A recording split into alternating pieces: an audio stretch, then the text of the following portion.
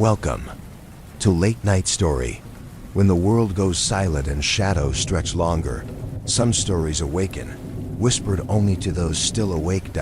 So put on your headphones, turn down the lights, and let me guide you through the quiet hours. If you're listening alone, you're exactly where you need to be. If everyone can leave a comment to let me know where you are listening from in the world, don't forget to subscribe before you drift too far into the dark.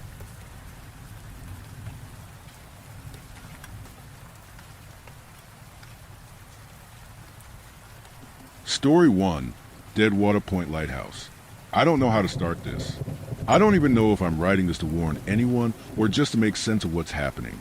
But if you ever hear a foghorn in the middle of a thunderstorm on the coast of northern Maine, turn off your radio. Don't answer it, because it's not calling ships anymore. It's calling me. When the Coast Guard assigned me to Deadwater Point Lighthouse, I thought it was a joke. I'd worked in maritime maintenance for years, mostly buoys and harbor lights along the southern coast. But this was different. Deadwater is the farthest north you can go in Maine without hitting Canada. The kind of place where the pine trees stop growing straight, and the gulls sound like they're laughing at you. The supply pilot told me it's called Deadwater because ships use to vanish there in calm seas. No wind, no waves, no wreckage, just gone. He laughed when he said it, but it wasn't the kind of joke that ends with a smile. The station itself is old, early 1900s brick and iron, with a spiral stair that could break your neck if you slip. There's a two-room keeper's house, connected by a narrow corridor to the tower. Power comes from a diesel generator that coughs like an asthmatic smoker, and there's a radio console used for transmitting daily weather reports to the mainland. They said I'd be here 6 months. They said someone would rotate in with me after 2 weeks. That second part never happened. March 11th. I caught a glimpse of something while cleaning the catwalk lens. A ripple broke against the base of the tower, but there was no wind. Then a head surfaced, not like a fish, but too smooth, too pale. The skin looked stretched over bone. The eyes caught the light and didn't blink. It stayed there, watching, until lightning flashed. Then it was gone.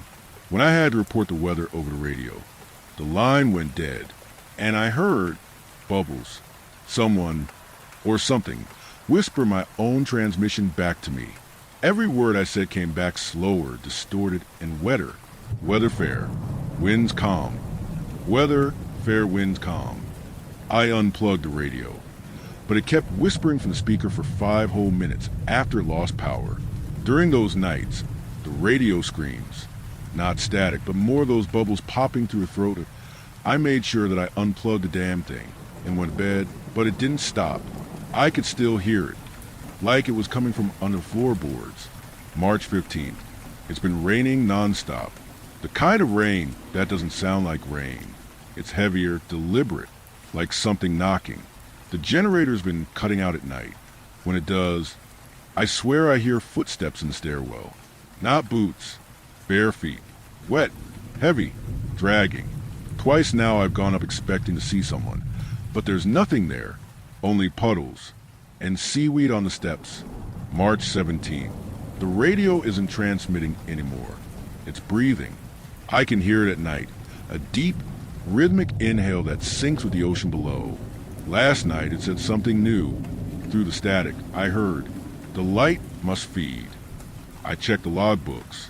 The last keeper here in 1954 wrote that same line on his final entry before the ink turned into water stains. March 19th.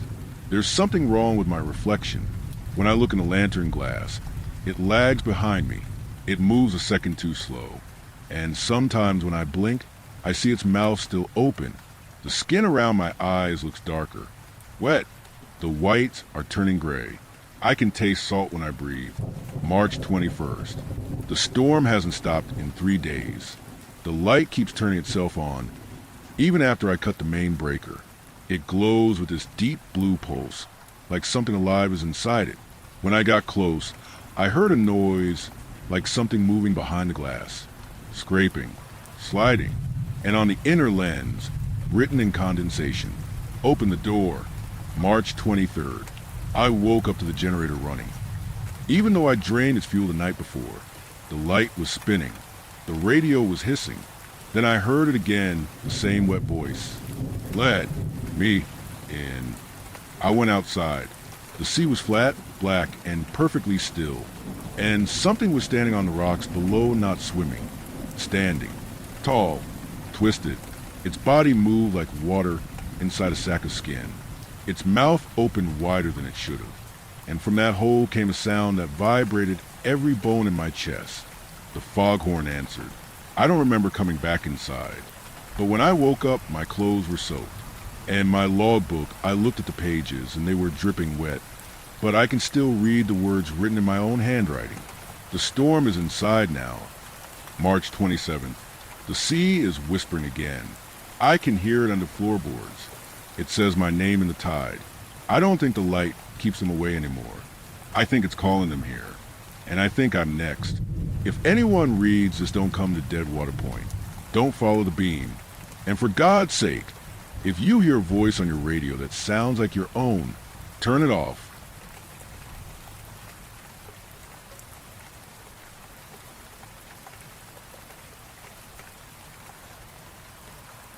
Story 2.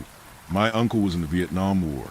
He finally told me what had happened to him over there. My Uncle Trent died last week.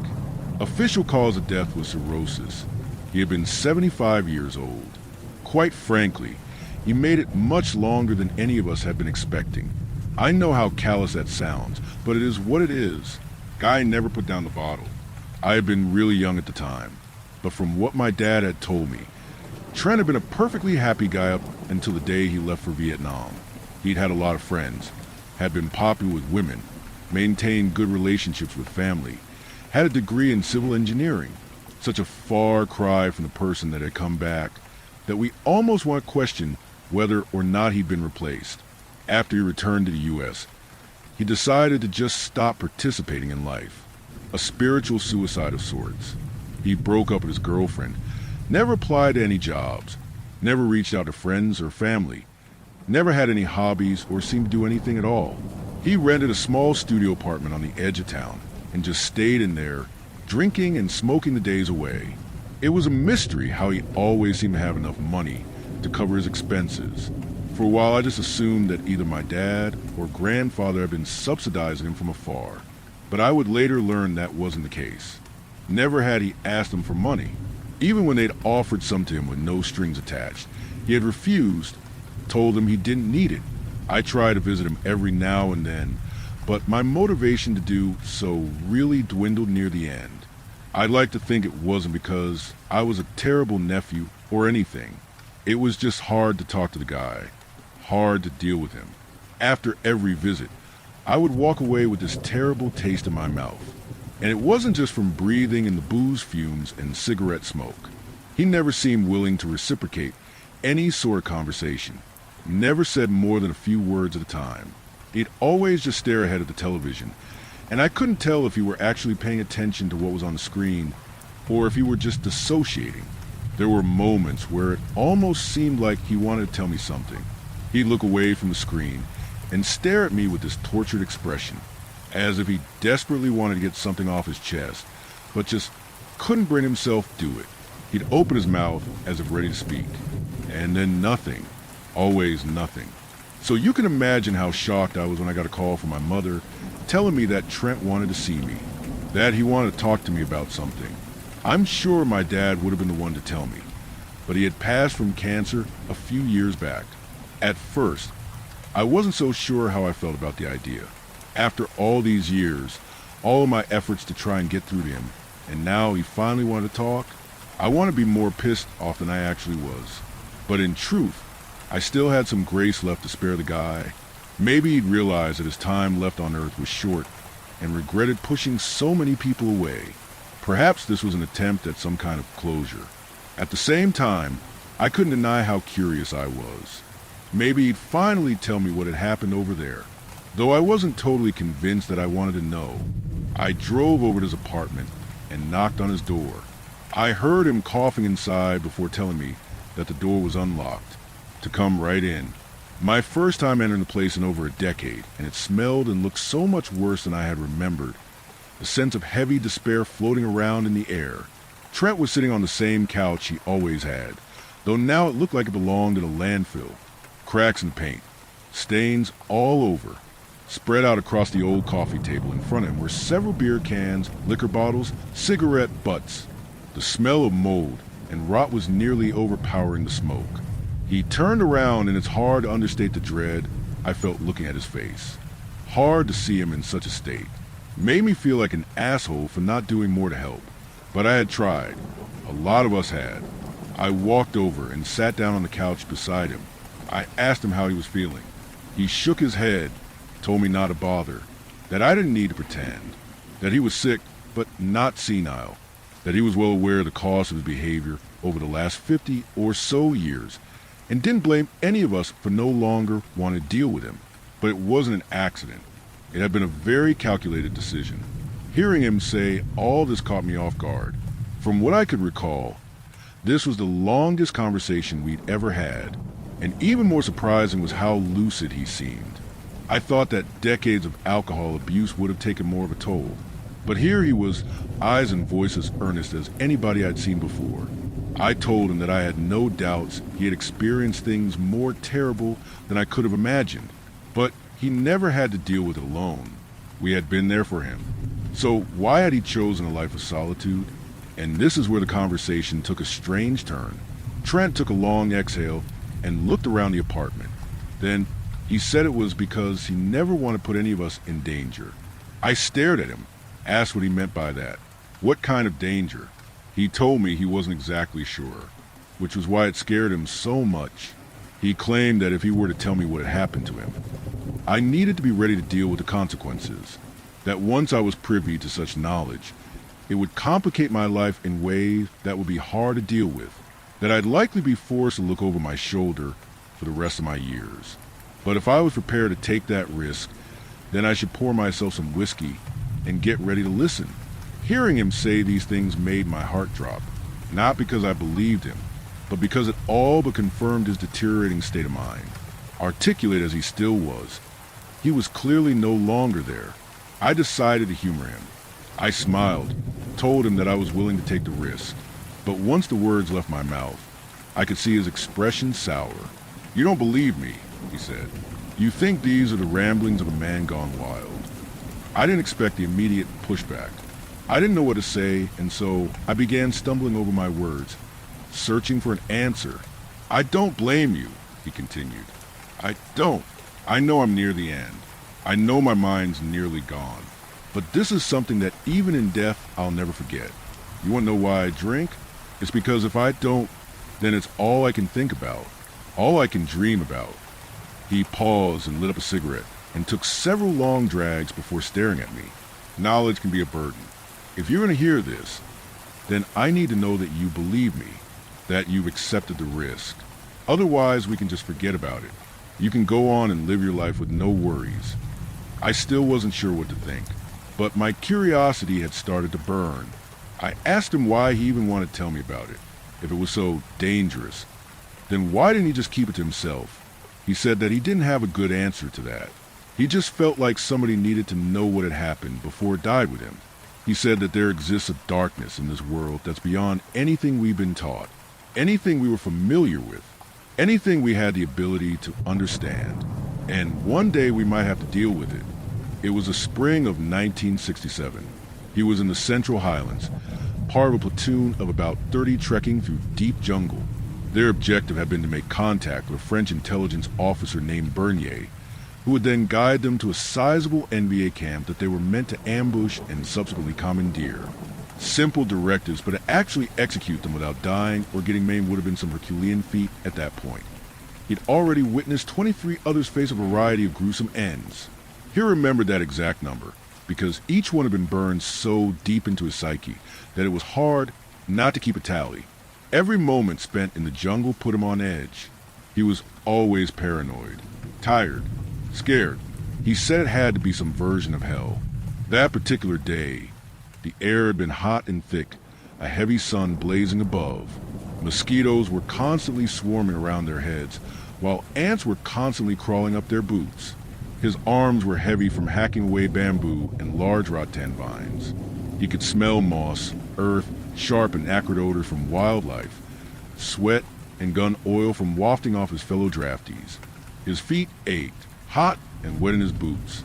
Trench foot had become a common issue, and he feared it would reach him soon. They had been walking for a long time. How long exactly he couldn't tell for sure, but he said it felt longer than anything he'd ever done before.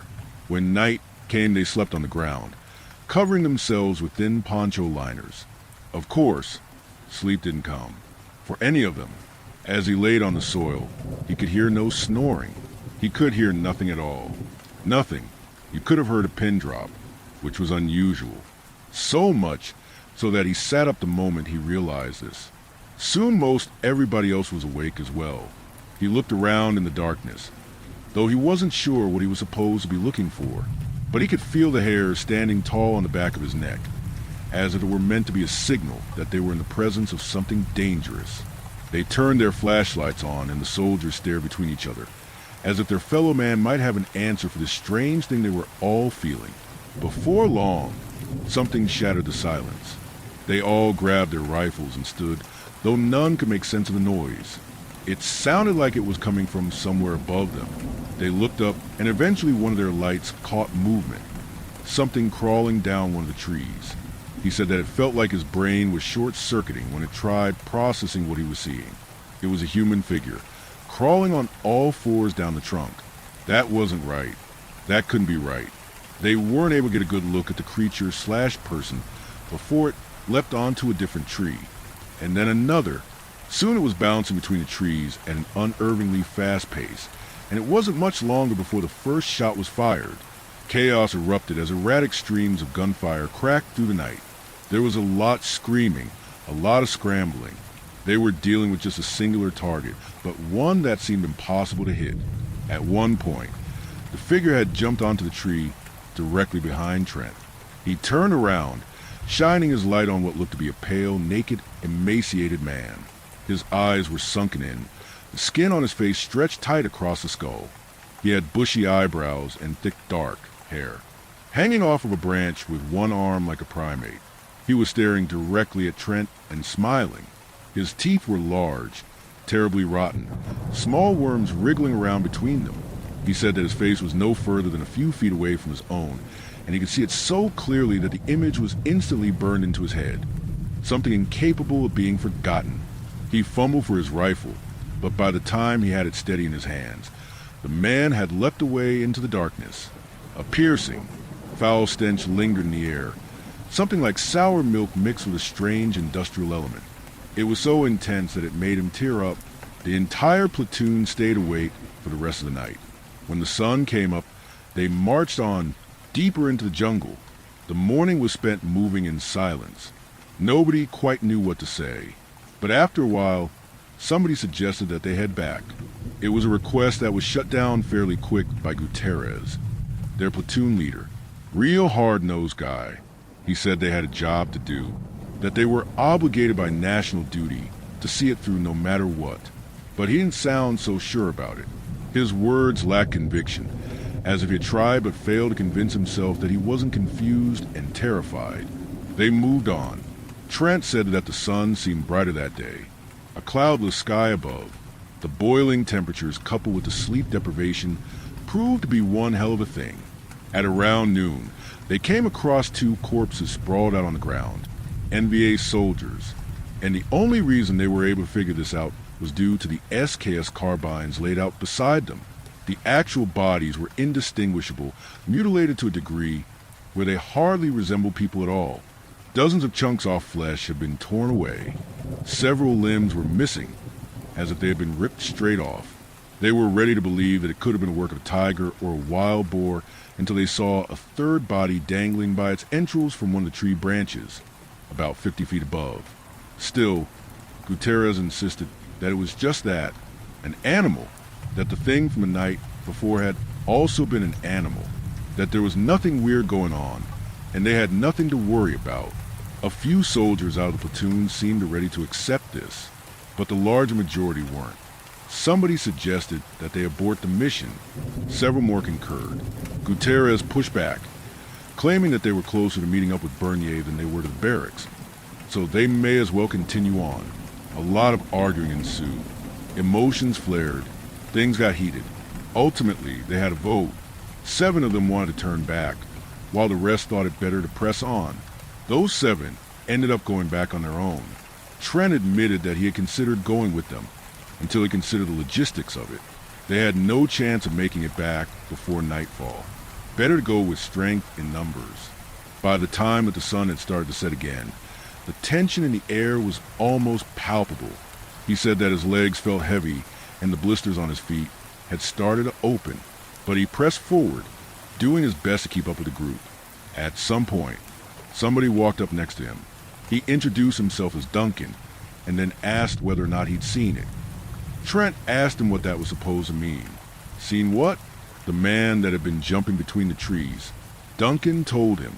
He wanted to know whether or not Trent had gotten a good look at his face. Trent nodded, told him that he had. Duncan then asked him to describe their appearance. As Trent did so, his face went pale. He told him that he'd seen what looked to be the same man around 10 minutes ago. He had been crouched down in the brush a few dozen feet behind the group, just staring at them as they walked. Duncan was about to shout at him when he suddenly disappeared, sinking into the ground. Those were the precise words he'd used. Sunk straight down into the dirt. They mentioned this to Gutierrez, but he brushed them off, told him to keep moving and to keep staying alert. But his eyes contradicted his words. They could see the fear in them, the disbelief, the panic he was trying desperately to suppress. An uncomfortable feeling spread amongst them as the sky began to darken, because they should have already made contact with Bernier several hours ago. Gutierrez tried to rationalize this by claiming that they'd been moving too slow, that in order to make up for their lack of pace, they needed to press forward through the night, no setting up camp. And this is where things started to boil over. The rest of the platoon told him there was no way in hell that was happening. They were well over 40 hours without sleep in this blasted jungle, and their bodies were ready to collapse. They needed to rest, but Gutierrez wasn't so convinced. He told them that they could set up camp if they wanted to, but that he'd go ahead and make contact with Bernier himself. They tried explaining to him how bad of an idea that was, but he was too stubborn, too delirious to be placated. He ended up marching forward into the darkness alone. Nobody else joined him. They began setting up for the night, and Trent volunteered to be part of the first night shift watch. Not because he wasn't tired. He certainly was. He said it felt like his eyeballs had been left out to dry for a week in the sun. But he also knew that as long as he was out in the jungle, he wasn't getting a lick of sleep. Not after everything that had happened. The first hour or so was uneventful. He just sat there, looking up at the stars and listening to the near-deafening droning of the crickets. Cicadas, whatever else was out there. He said that it managed to somewhat put him at ease, because the bugs were part of the natural environment. This is where they belonged. But the peace didn't last much longer. Soon the silence had returned. He said it was like a switch had been flipped. He couldn't explain it. In fact, there seemed to be no possible explanation at all. Even though there was no explicit threat, they all grabbed their rifles, though they kept their lights off. Not because anybody had ordered them to do so. It just happened to be a decision they all collectively arrived at, as if turning them on might expose them to whatever the hell was out there. But nothing happened. The silence persisted, and they were left in limbo, fingers itching their triggers but without a target to aim for. Eventually somebody pointed out something strange. A hole in the ground in front of them. The stars were bright enough that they didn't need to ask what he was talking about. They could all see it without issue. And it was just that, a hole in the ground. It was a perfect, pitch-black circle about the size of a manhole cover. They all just stared at it. Trent said he was really tempted to start shooting. But at what? What was supposed to happen here? Suddenly, something came flying out of it, as if somebody had been standing down in the hole and tossed it up. It was a body, horrifically mangled like the others. They looked back at the hole and saw it had disappeared. Then they looked back at the body. Despite the extent to which it had been mutilated, they were still able to tell exactly who it was. Gutierrez. They had been around him long enough for their brains to be able to fill in the missing details. It looked like the entire left side of his face had been brutally cleaved off, though they couldn't be sure what exactly had done it. Maybe a large set of teeth. maybe a saw. He had one eye that remained intact and was stuck wide open, frozen into a perpetual look of terror. Trent had been hoping that the sleep deprivation had caused him to start hallucinating, but to his disbelief, everybody else confirmed that they were seeing the same thing, that Gutierrez's body had actually been tossed up from a hole in the ground, a hole that was now no longer there. He said that he didn't remember falling asleep that night, but that he must have done so at some point, because he remembered waking up in the daylight to the sound of something sizzling, the smell of meat, garlic, and onions. He sat up, rubbed his eyes. He stared ahead and saw a man crouched over a makeshift fire pit just a few feet away from where he'd been laying, using a stick to push around what looked like cubed slices of meat in a frying pan. He was wearing a windbreaker, cargo pants, boots. He wasn't carrying a weapon. Soon the rest of the platoon was awake as well, but nobody said a word. They all just stared at the guy, as if doing anything to catch his attention may end up proving dangerous. Eventually the man put the stick down and turned to face them. Trent told me that the moment he saw his face, he had to swallow down the bile that was shooting up his throat. He appeared to be around 6'6", but deathly frail at the same time, to the point where it looked like a strong wind may cause him to sway.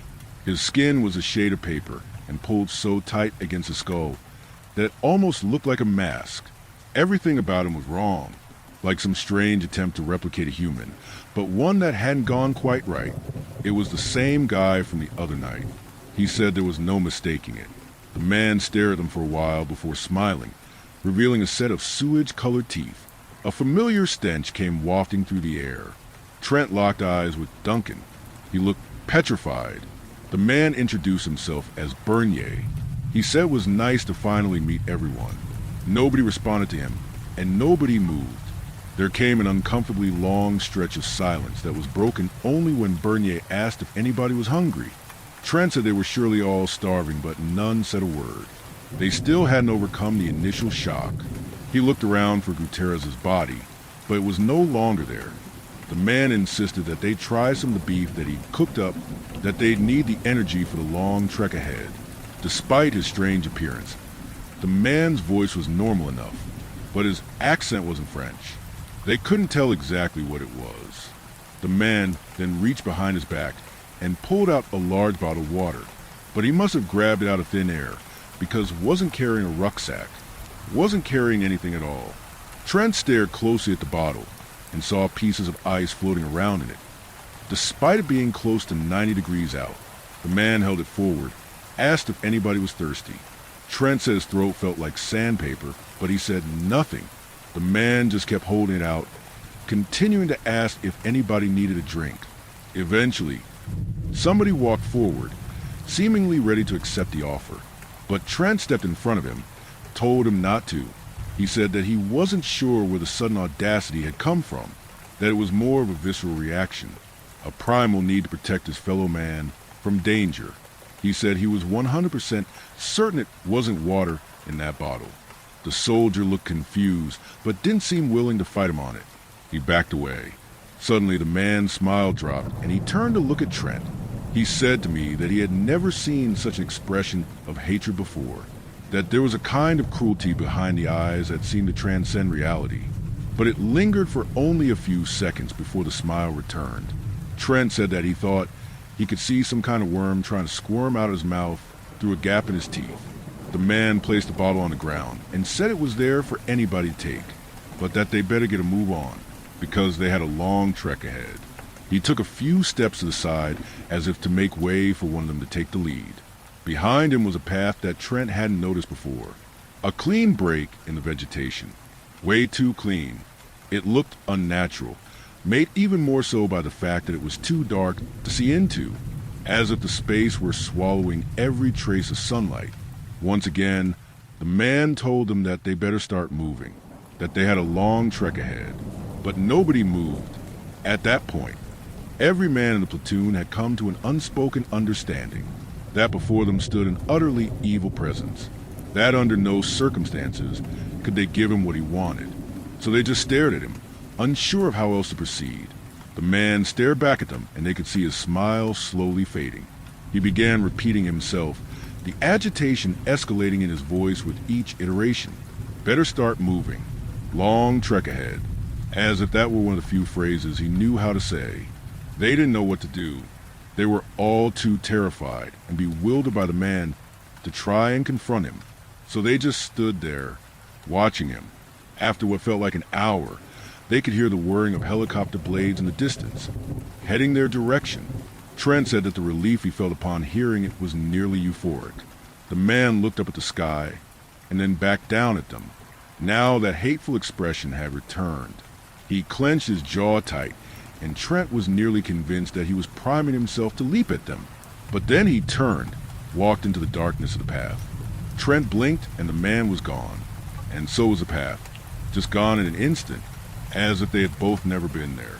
They might have been able to rationalize the whole thing as some mass hallucination caused by some kind of experimental gas that was being tested on them. But the frying pan and the bottle were still there. The fire was still going. The meat now burnt to blackened scraps. Just a few minutes later, they watched as several helicopters descended down into a nearby clearing. Shortly after, they were all extracted back to base. Of course, they had a lot of questions. But no matter how many they asked, they weren't getting any answers back. They were simply told to sit in the barracks and wait. But for what? What the hell had just happened? After a while, each member of the platoon was questioned individually by men in suits. CIA agents he assumed, though he couldn't confirm this. Trent said that describing what had happened out loud made him want to question whether or not any of it was real. It all just seemed so absurd. But the suits didn't seem to think so. They listened intently to everything he had to say. Nothing in their tones, expressions, or language suggested that they were incredulous about any of it, which freaked him out even more. At one point, he asked them point blank who the hell this man was. The suits told him that they didn't know, that they'd never been able to find out. The next day, they were all put on a flight back to the U.S. They were simply told that they'd satisfied their obligations, that their tour of duty was officially over. But they knew this wasn't true, because the standard length of a tour was 12 months, and they hadn't even been there for 8. But nobody questioned it. They were all just happy to get the hell out of there. Trent took a taxi home from the airport. Once it pulled up to his building, he saw another suit standing in front of his door. The guy flashed him a CIA badge and introduced himself as Miller. Then he asked if they could go inside and have a quick chat. Trent said that the guy didn't seem threatening or anything, but that there was a strange energy coming off of him, something that he couldn't quite wrap his head around. Once they were up at his unit, Miller opened the briefcase he'd been carrying and took out a large stack of papers. Trent told him that if he expected him to read through all of that, he was out of his mind. Miller laughed, told him that this was just a consequence of bureaucracy, but that he'd go ahead and quickly summarize everything he needed to know. The government was going to pay him $6,000, which would have inflated to about $55,000 today, in benefits per year for the rest of his life. These benefits would be adjusted for inflation as long as he remained alive. The only condition was that he could never talk about what he'd seen in Vietnam. Absolutely no mention of the man to anybody. The second that he did so, they'd cut him off. All he needed to do was sign. Trent said that he'd tried squeezing some more information out of Miller, but the guy was stone-like. He wouldn't budge. He'd asked him what would happen if he didn't sign it. Maybe he wanted to tell the world exactly what he'd seen. Maybe it'd make him famous, and he'd be able to make a career out of it. In response, Miller had told him they could raise that number to $7,500 a year. Trent asked him what they were so afraid of. Why didn't they want this information out there? Miller told him that wasn't his concern, but that if he were dying for some kind of answer and couldn't deal with not having one, then he'd go ahead and put it succinctly. There were certain things that the public were better off not knowing. It'd be easier for them. It would introduce less chaos and allow society to run as smoothly as possible. It wasn't that they were purposefully trying to keep civilians in the dark. They were just trying to protect them. By the end of their conversation, Trent had managed to get him up to $11,000. He still hadn't fully accepted what Miller was trying to tell him. He'd gone back and forth with him for nearly half an hour, but he was tired. He didn't want to deal with it anymore. He didn't want to think about it. The silver lining was that he wouldn't be homeless anytime soon. because there was no way he would have been able to go to work after this. At least not for a long while. He tried to focus on the positives. Now he had free time to do what he pleased. He could travel the world. He could start a business. But for the next few weeks, he did nothing at all, because he couldn't stop thinking about the man. It was all he could focus on. He found a way around it through liquor. He drank at every meal. Then he was drinking between meals. And then every hour on the hour from noon to midnight. And it was working. He was out partying so much that he wasn't thinking about it anymore. One day he was feeling generous and offered to fly my dad out to Hawaii. They'd lay on the beach, drink until they puked, etc. For the first few days, they were having a great time. It was paradise. And then one evening they were laying on the beach. The sky was starting to turn a beautiful shade of orange, about 80 degrees, the cool wind starting to prickle the sweat on their skin. As it got darker, the beach slowly began to empty out. They had nowhere else to be, so they stayed, waited for the sunset. He'd become buzzed enough that he began to tell my dad about everything that had happened. He said that keeping it pent up inside was starting to kill him. He had to let it out. He had to tell somebody. And if there was anybody he could trust, it would have been Dad.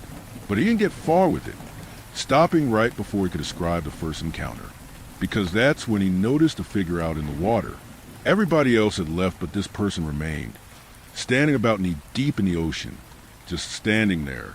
The figure appeared to be tall, lanky. Trent said it looked like they were wearing pants and a jacket, though they were a bit too far for him to make out any more details beyond that. But it was freaking him out, because what the hell were they doing? He leaned forward and squinted ahead until he was able to make out what they looked like. The realization washed over him like a cold wave. He stood up and told my dad that they needed to leave. Then he ran all the way back to the hotel room and drank until he passed out. He told me it had been the same man from the jungle, wearing the same clothes. When I asked him how he could be so sure of that, he told me it was unmistakable, that it was a face he'd never forget.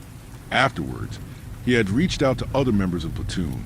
The few that rode him back told him that they'd also seen the man since coming back.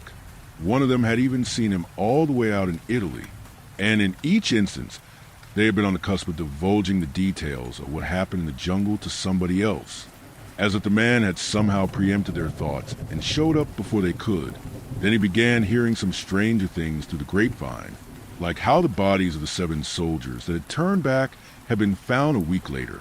They had all been smashed together into a mound of rotting flesh that had then been gruesomely stuffed into a foxhole. He also heard that the government had done a deep dive into Bernier's background, along with correspondence that had taken place between the months earlier. They'd found weird inconsistencies, things that just didn't add up, like the fact that the French military contacts they thought they had been talking to didn't actually exist, that every name and rank had been fabricated, but that had been done. So, well, they just hadn't caught it until much later. But now the French were denying Bernier's existence outright. He had never been an officer, never been part of the military. They couldn't confirm records of any schooling, or who his parents were, or if he was even born on French soil. But then he also heard reports about a man fitting Bernier's physical description who had escaped from a prison in Egypt a few years earlier. It was a notable enough event because there weren't many people in Egypt who looked like him, and escaping from a prison over there was next to impossible. He heard some other stuff as well, but at some point it all just became too much. Trying to process it all was starting to drive him mad, no matter where he went. He couldn't stop himself from looking over his shoulder. Soon he had stopped going anywhere at all, save for the bar down the street, and he sure as hell never talked about Vietnam again. Until now. And that was it. That was his story. He hoped it had managed to shed some light on things. Mainly that isolating himself hadn't been a personal thing. He said he hoped that I understood, and that he still appreciated the efforts I made to try and talk to him. And then he told me he was sorry, that I was now in danger. I asked him how he could be so sure. Maybe after all these years, the man was gone. Maybe he died, or maybe he just moved on. Trent said he knew that wasn't the case, because he could see the man right now. He was staring at us through the window. I turned to look at the window, and for a split second, I could see what appeared to be somebody's head peeking up at us near the bottom of the glass. But then I blinked and they were gone. Trent lived on the 7th floor. I called the cops despite Trent telling me not to. They searched the area but couldn't find anything. They told me that maybe it had just been a trick of the light, but to call again if I saw anything else. I didn't feel comfortable leaving Trent alone for the night, so I told him that I'd sleep in the guest room. He protested against it, told me there was no need, but I insisted because I could see the fear in his eyes. He was terrified. Of course I didn't get any sleep that night, but the sun came up and I never heard anything strange. When I tried to wake up Trent the next morning, I wasn't able to. There was a cool breeze in the room, and I noticed that the window was open. I sure as hell hadn't left it open, and I doubt that Trent would have opened it. I called an ambulance, and they took him away. Later I learned that he was pronounced dead at the hospital. Sudden, acute liver failure. A sensible enough explanation, but the circumstances just didn't sit right with me. The funeral was only a week later. A really quick, impromptu venue. There weren't many who showed up, other than my mom, my sister, and myself. There were some estranged relatives, a few of his drinking buddies, and then one other man that nobody else seemed to recognize. He was wearing an old windbreaker jacket and cargo pants that seemed too baggy for his frame. Although he was sitting down, I could tell that he was quite tall. His skin was pale, his features bizarre and uncanny enough that I couldn't help but stare. What freaked me out even more was that I never actually remembered seeing him show up. It's like he just suddenly appeared. For a while, I thought I might have been hallucinating the guy, until my sister made a remark about how much he was freaking her out. It was an open casket funeral, and the moment that they brought Trent's body out, the man was gone. I didn't see him leaving either. Ever since the funeral, strange things have been happening. It feels like I'm being followed. I'm seeing the same black SUV parked wherever I go. One time I looked through the peephole of my apartment in the middle of the night and caught somebody in a suit standing outside my door.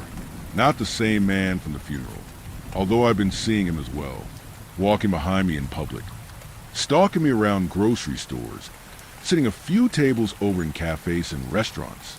I don't know what the fuck wants from me. I don't know what to do about him. But now I understand what Trent had meant.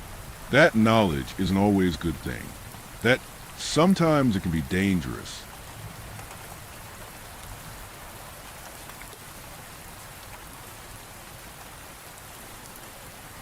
Story 3. There's a man walking along the ocean floor. He must never reach the surface. I've always been fascinated by the ocean. It covers most of the earth. Yet we still don't know what all lives there. That's why I joined a research project by a company devoted to documenting sea life. Me and my co-workers Cindy and Lance have been assigned to monitor an area in the Atlantic that the company believed was part of the migratory path of basking sharks. Our job consisted of dropping anchor in an area in the Atlantic, then lowering a camera down to observe the area and document any basking sharks passing through. For the last 3 days, we witnessed 12 crabs, 32 fish, and 0 basking sharks. Lance made a remark about how we had the task of watching for the one camera-shy species of fish in the entire ocean. That night, Cindy and I were out on the deck, looking at the now blackened seas, when suddenly Lance shouted from the cabin, "Cindy, Madison, come look at this." We both ran over to the cabin, and Lance was pointing at the monitor. Right here. Lance was pointing at something in the monitor. Save for the light on the camera, everything else was black, except for what looked like faint light in the distance. "What is that, Lance?" Lance looked at the light again, then back at us. "I don't know. Maybe it's an ROV from another ship." I almost considered it, but remembered this area was exclusive to our company. But we're supposed to be the only research vessel for 30 miles. Could we check the archive footage of the 3 previous days? Maybe we can see when this thing started creeping over the horizon. Way ahead of you, Madison. Lance went over to our second monitor and began scrubbing through the footage of each day until we got to this morning. And it started right here. Lance slowed the footage down. That's when the light began to crest over, and it's been coming this way ever since. The discussion about what to do boiled down to watching the live feed in shifts to watch the light. Because I suggested it, I was given first watch. I watched the light grow slightly for about an hour. It went from being the size of a dime to a nickel, but I still couldn't make out any new details from it.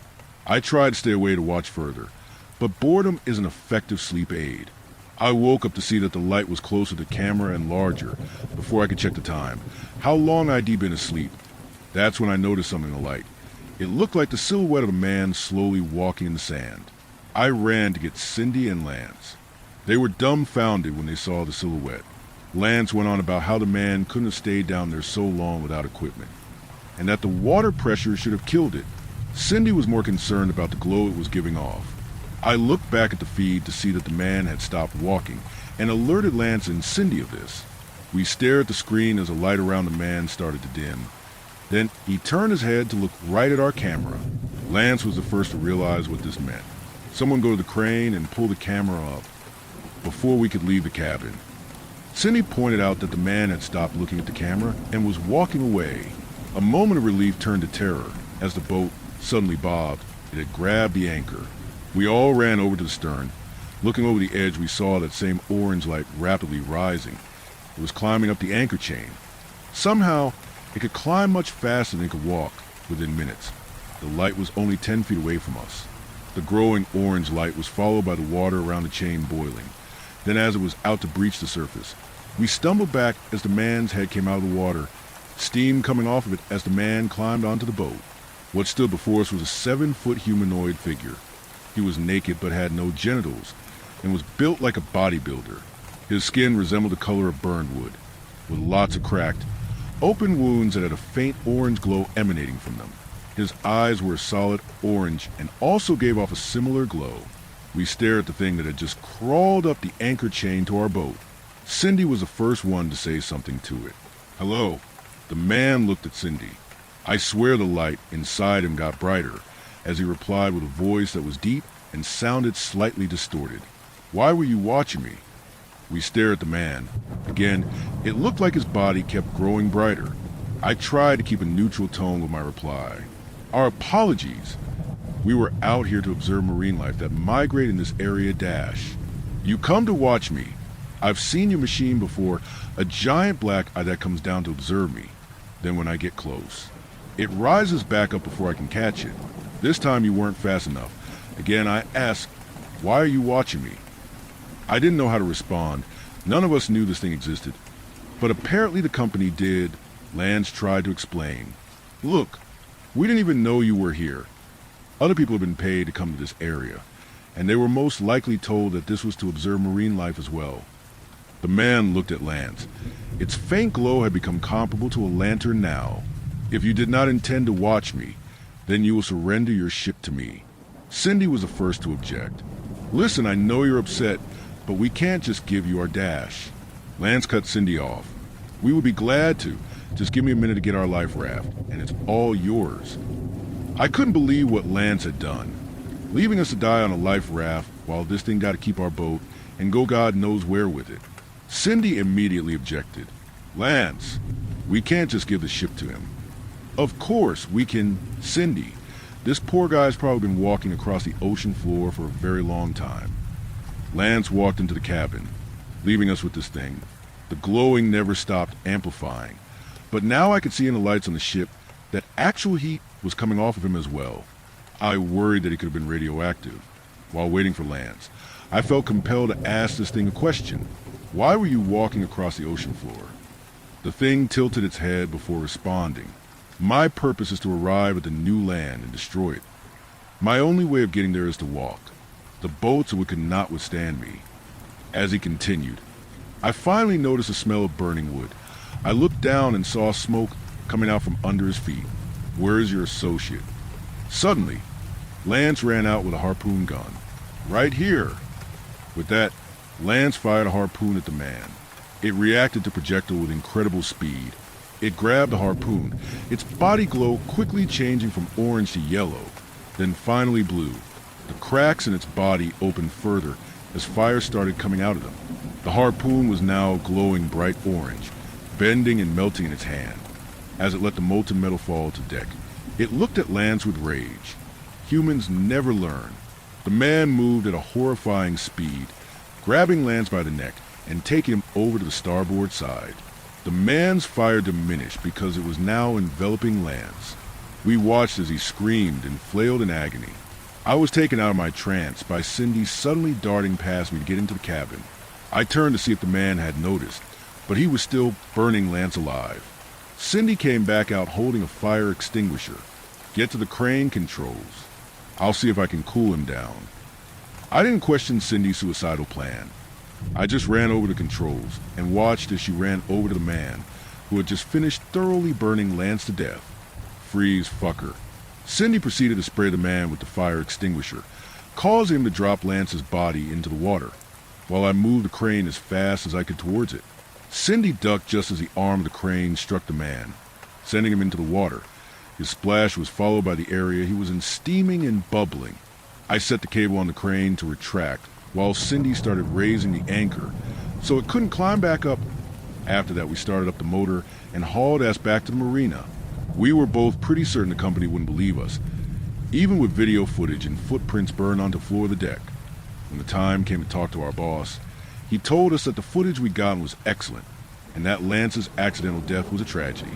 The company had decided that Lance was trying to cook something in the cabin's small kitchen, when an at the time unknown defect in the stove created an explosion that set Lance ablaze. He ran out, leaving a trail of burned footprints, and jumped overboard to put himself out.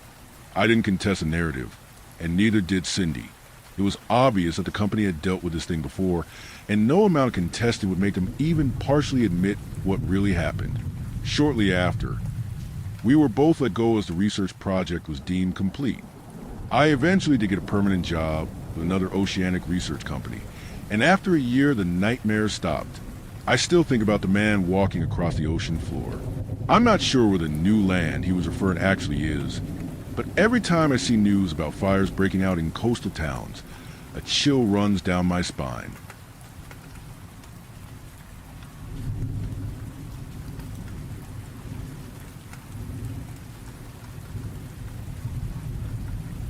Story 4.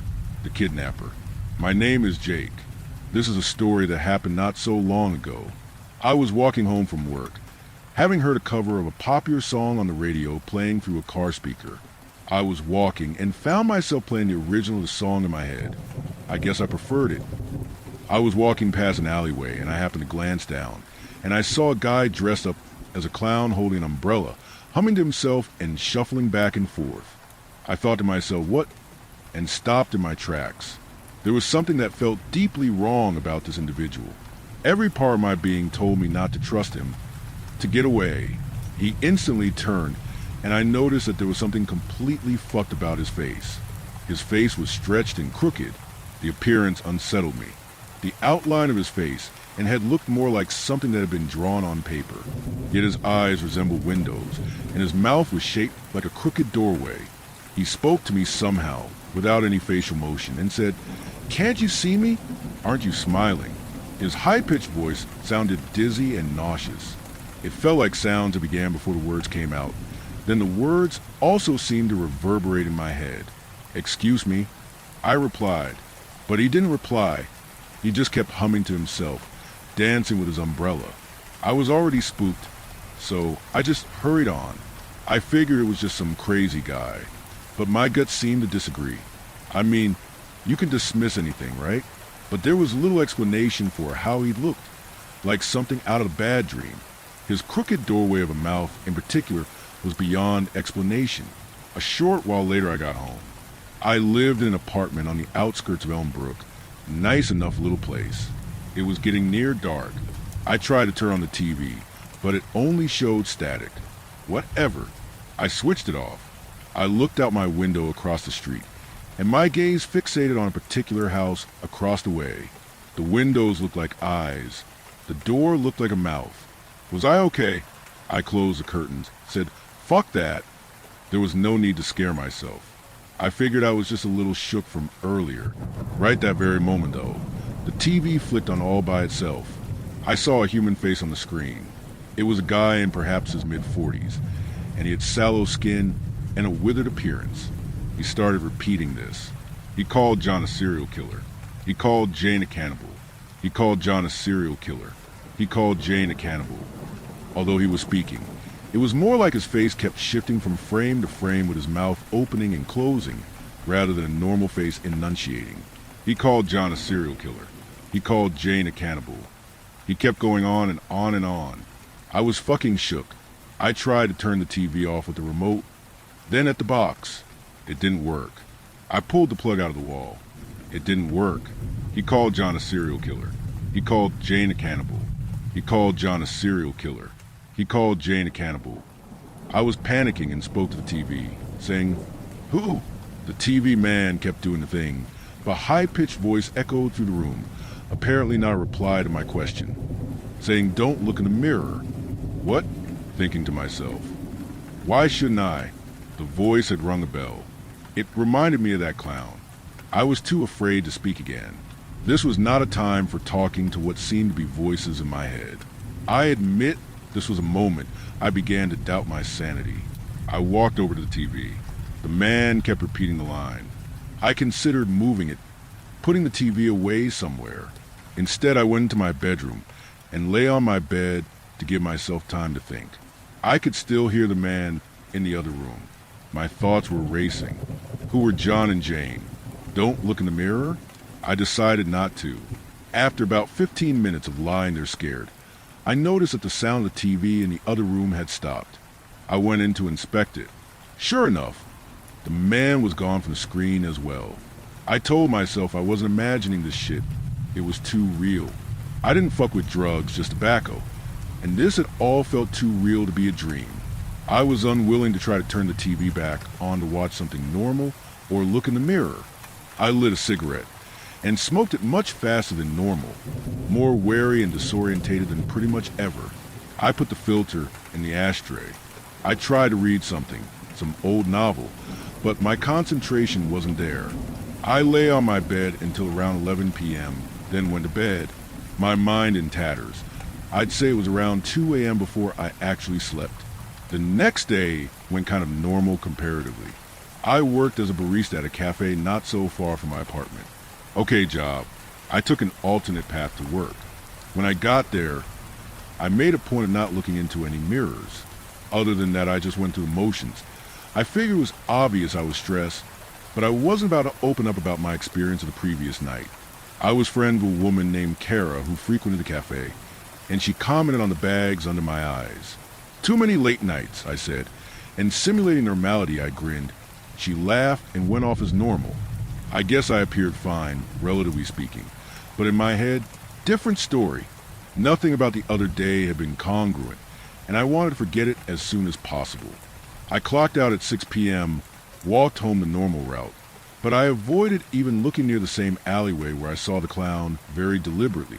I arrived back at my apartment. Should I even try to watch TV? I decided to forget it. I went to my bedroom. My mind was in for something much worse. When I got to my room, I saw the clown from the other day. He was standing in the corner with the umbrella in his hand. I noticed that the tip was incredibly sharp. He spoke. "Try to avoid me, I see, but you shouldn't hide. We could be friends, no?" "Who are you?" I replied, "My name is Dweep. Can't you see me? Aren't you smiling?" "What? What do you want?" "Oh, just to warn you. Don't look in the mirror, even if they tell you to."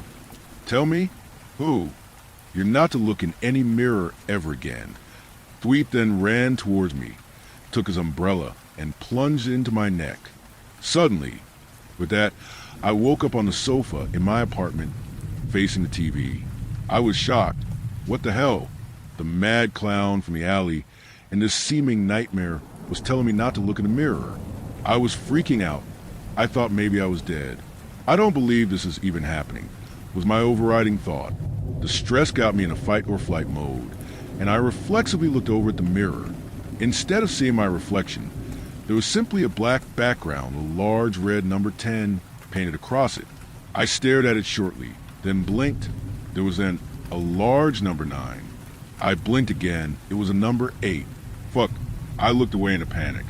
It must have been some sort of countdown. If I let it get down to 0, what would happen? I didn't exactly want to find out, so I fled. I opened my door, locked the apartment, and walked briskly.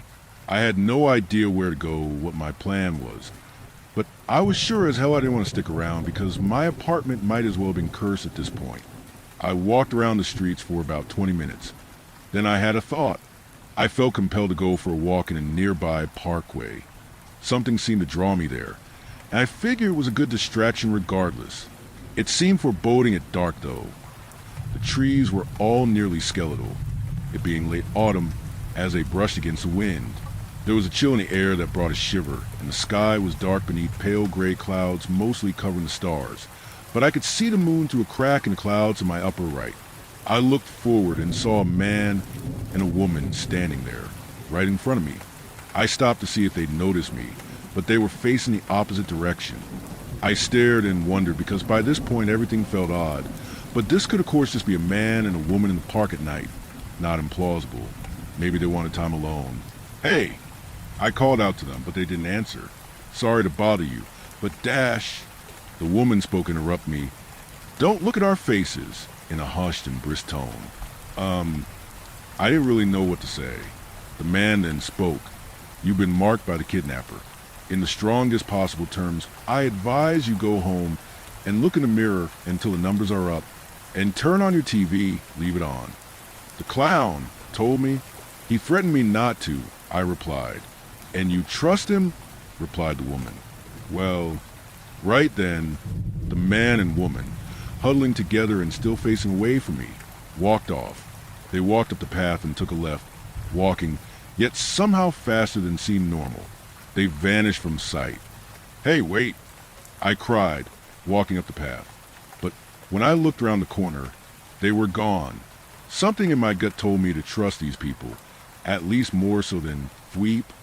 But did I have the guts to disobey the mad clown? At this point, I was more scared than I had ever considered possible. My heart was beating out of my chest, and I was perspiring. I decided to risk it. I went back to my apartment. I walked up to my front door, put the key in the lock, shaking and struggling to unlock it. I walked into the warmth of my apartment and took a deep breath. However, I wasn't sure if I wanted to look in the mirror, so I got some water from the kitchen area and sat on my sofa, my mind turning. What did all this mean? Why was it happening to me, in particular? I suddenly heard a voice echoing in my head. It was Thweep, and he said, "Kidnapper? Surely if I wanted to kidnap you, I could have done that already." I slapped myself in the face. He continued, "Those two, you trust them more so than you trust me? I'll have you know they're two of the worst people in the entire world. Won't you tarry and listen to me a while, Jake?" My good friend, what exactly was he getting at?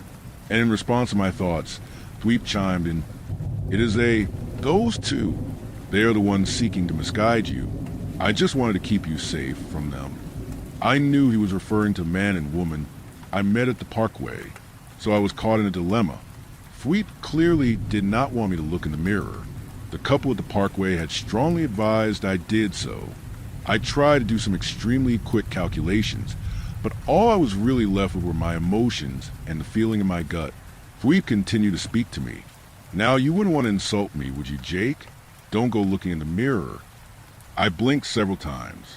Thweep's dizzy voice had a quality of lightheartedness to it, but I couldn't shake the feeling that there was something awfully predatory lurking under there. I also felt that Thweep could sense my mistrust and was calculating. So I made a quick move. I sprinted over to the TV and turned it on. On the screen was the man I had seen before, the withered-looking one. Only this time his words were different. John is not a serial killer. Jane is not a cannibal. John is not a serial killer. Jane is not a cannibal. He seemed urgent and to be hasty me to act, his face flickering in and out of view, although he kept repeating himself. His voice also seemed to reappear on top of the repeated phrase, and this time he was shouting, with the strongest and most compelling tone I'd ever heard. "Get over to the fucking mirror!" At the same time, Thweep's voice reverberated in my mind. "Don't you dare!" "Fuck it," I said to myself. I was throwing in with the man and the woman, and the guy on the TV. There was something utterly disturbing and troubling about Thweep, even if these other three entities were weird. I raced toward the mirror, which this time showed a red painted 7. I blinked, 6, again 5, again for 3, 2, 1, and just like that, I could see my own reflection again.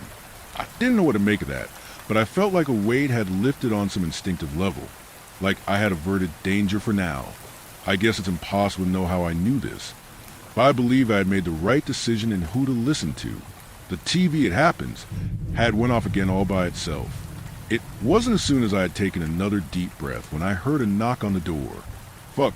At first, I was terrified Thweep had come again, but something told me that was wrong. So with a shaky hand, I answered the door. It was a man and the woman I'd seen before. This time they were facing me, but they kept their faces covered by what appeared to be cloths. Could they even see me? The woman spoke. "You made the right choice, Jake," she said, but I took a step back. I said, "Who are you? How do you know my name? What the fuck was that clown, and what the fuck is all this?" "Very polite way to greet the two people who just saved your life," said the woman. My eyes widened at that. "Listen, for all I know you come here to kill me yourselves. I have no idea what's going on." The two just stared at me, and I stared back. After a short time, I loosened my posture. I was scared, but I swallowed my pride. I decided to trust them and said, "All right, please come in." They came into my apartment. I asked them to sit on the sofa, and I sat on the chair, which I moved around to be facing them both. I had a painting on my wall that I had crafted myself some time ago of 4 blurry humanoid faces. It seemed weirdly congruent. It was time to ask these people who they were and what business they were about. "So I guess you're called John and you're called Jane?" I said, nodding to each of them in succession. They nodded back at me. I looked around the room. I sort of leaned in, and I noticed they were looking at each other. John turned his head and spoke. "You just averted an unthinkable fate. The entity you were just in contact with is not called Thweep, and it's not a clown either. It is known as the Handicroft, and it is also known as the Kidnapper from the Darkness. There's something we should commend you on. You listened. Many others did not. The man on your television, Morgan, was the kidnapper's last victim, and he just freed himself from his new master. He did a brave and noble thing for you, a true favor." He paused for a moment, then added, "We like to keep a watchful eye on this world." I just kind of stared at them, blankly. Jane spoke then, and she continued to elaborate for me. "Morgan was tricked in the same way as you. He saw the kidnapper in the same way you did over in his city. We tried to help, but the kidnapper convinced him that John was a murderer who was going to feed Morgan to me, whom it convinced was a cannibal. It should be noted that the kidnapper was much, much hungrier when it preyed on Morgan. It was a stroke of luck that you didn't get to feel its full potential. That countdown, by the way, was simply a trick to keep you afraid of disobeying. I tried to take this information in as much as I could. I wondered what to say for a while, but nothing seemed to come to mind. So I just tried my best to keep the conversation flowing. "So, this Morgan guy, he was warning me too? What was with the repetition? How did he appear on my TV?" John replied, "With our help, he was in a different realm, but with the right channeling we ensured, he could appear through electronics. As for the repetition, it's basically just difficult to communicate in this fashion. At first, he was just desperately trying to explain to you why he listened to the kidnapper, because he thought you had escaped already. Notice how he believed you knew our names already. Anyways, we communicated with him and explained how that was not the case. Then we traveled to this realm. You somehow knew to go to the Parkway, correct? That was due to us. We have a certain power." He paused. "Forgive us for being brief and curt with you back there, but we require brevity in this world. We stand out without covering for our faces, and it is inadvisable to stay in the open at any one place for too long." As he said this, he seemed to shudder, then continued. "We live in a place far away from here. We've made it our sole mission to save whoever we can from the kidnapper. It is not necessarily us being a paragon of empathy. We must be frank. The kidnapper, the Handicroft, makes it a mission to torture those who are drawn close enough. Think of the end result as to be torture for eternities within eternities." I felt sick and was unable to digest all this information smoothly. I blurted out, "So this Morgan guy who saved me, he was?" Jane replied, although he initially bought into the kidnapper's lies, he remembered something we had been able to tell him before he got taken away. The kidnapper scares people into obeying it. Many do, They first show up in an autumnal twilight realm called Sycamore Falls, a dark place, difficult for us to reach. Morgan should be thankful we even bothered contacting him there. But those who remain in that place, subservient, well, they eventually are selected for another realm, where they're greeted by endless paradoxical pain. So Morgan's back on Earth? I said, "No, he's dead," replied John. We made a deal with him. Few could or even have the sanity to wish to escape Sycamore Falls. But Morgan convened with us and we struck a deal. Help us save the next one, and we would transport him back to Earth, which results in death. So he ceases to exist now entirely. The kidnapper won't be able to make him suffer.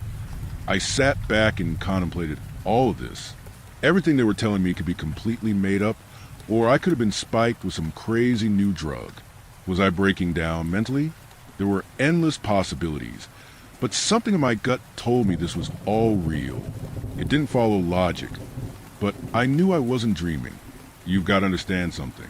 I don't believe in monsters. How can I even begin to interpret this situation? Jane said, "You can either believe it or not. It's up to you. But you're not about to forget it, are you?" I went silent at that. It was a lot to take in, but she was right. I was never going to forget about what had happened to me. "By the way," continued Jane, "if you see any strange message about your apartment, you do best to just ignore it. The kidnapper often likes to taunt those who get away from it." This unsettled me. Finally, after some time sitting in silence, I said, "What happens now?" John said, "It's time for us to leave. The kidnapper may never try to reach you again. It has many other options and designs. But just remember, disobey entirely, whether it appears as a clown or in some other form. Disobey entirely, no matter what it tells you to do." With that, John and Jane rose. I opened the door for them. Before they reached the doorway, I felt compelled to say something. "Thank you." They nodded, and then they left, and I watched them walk up the street in that oddly speedy way. They seemed to disappear into the darkness. Later that night, though, I did notice that a keepsake had indeed been left for me. It was written in blood. Whose? On my bathroom mirror. "Can't you see me? Aren't you smiling?" I know how it all sounds, but there you have it. I would be thinking exactly the same thing if I was you, that I'm making this all up, but I just wrote this down to warn people, to help continue John and Jane's work. If you ever come across a clown or some weird creature who starts telling you what to do for no reason, do not obey.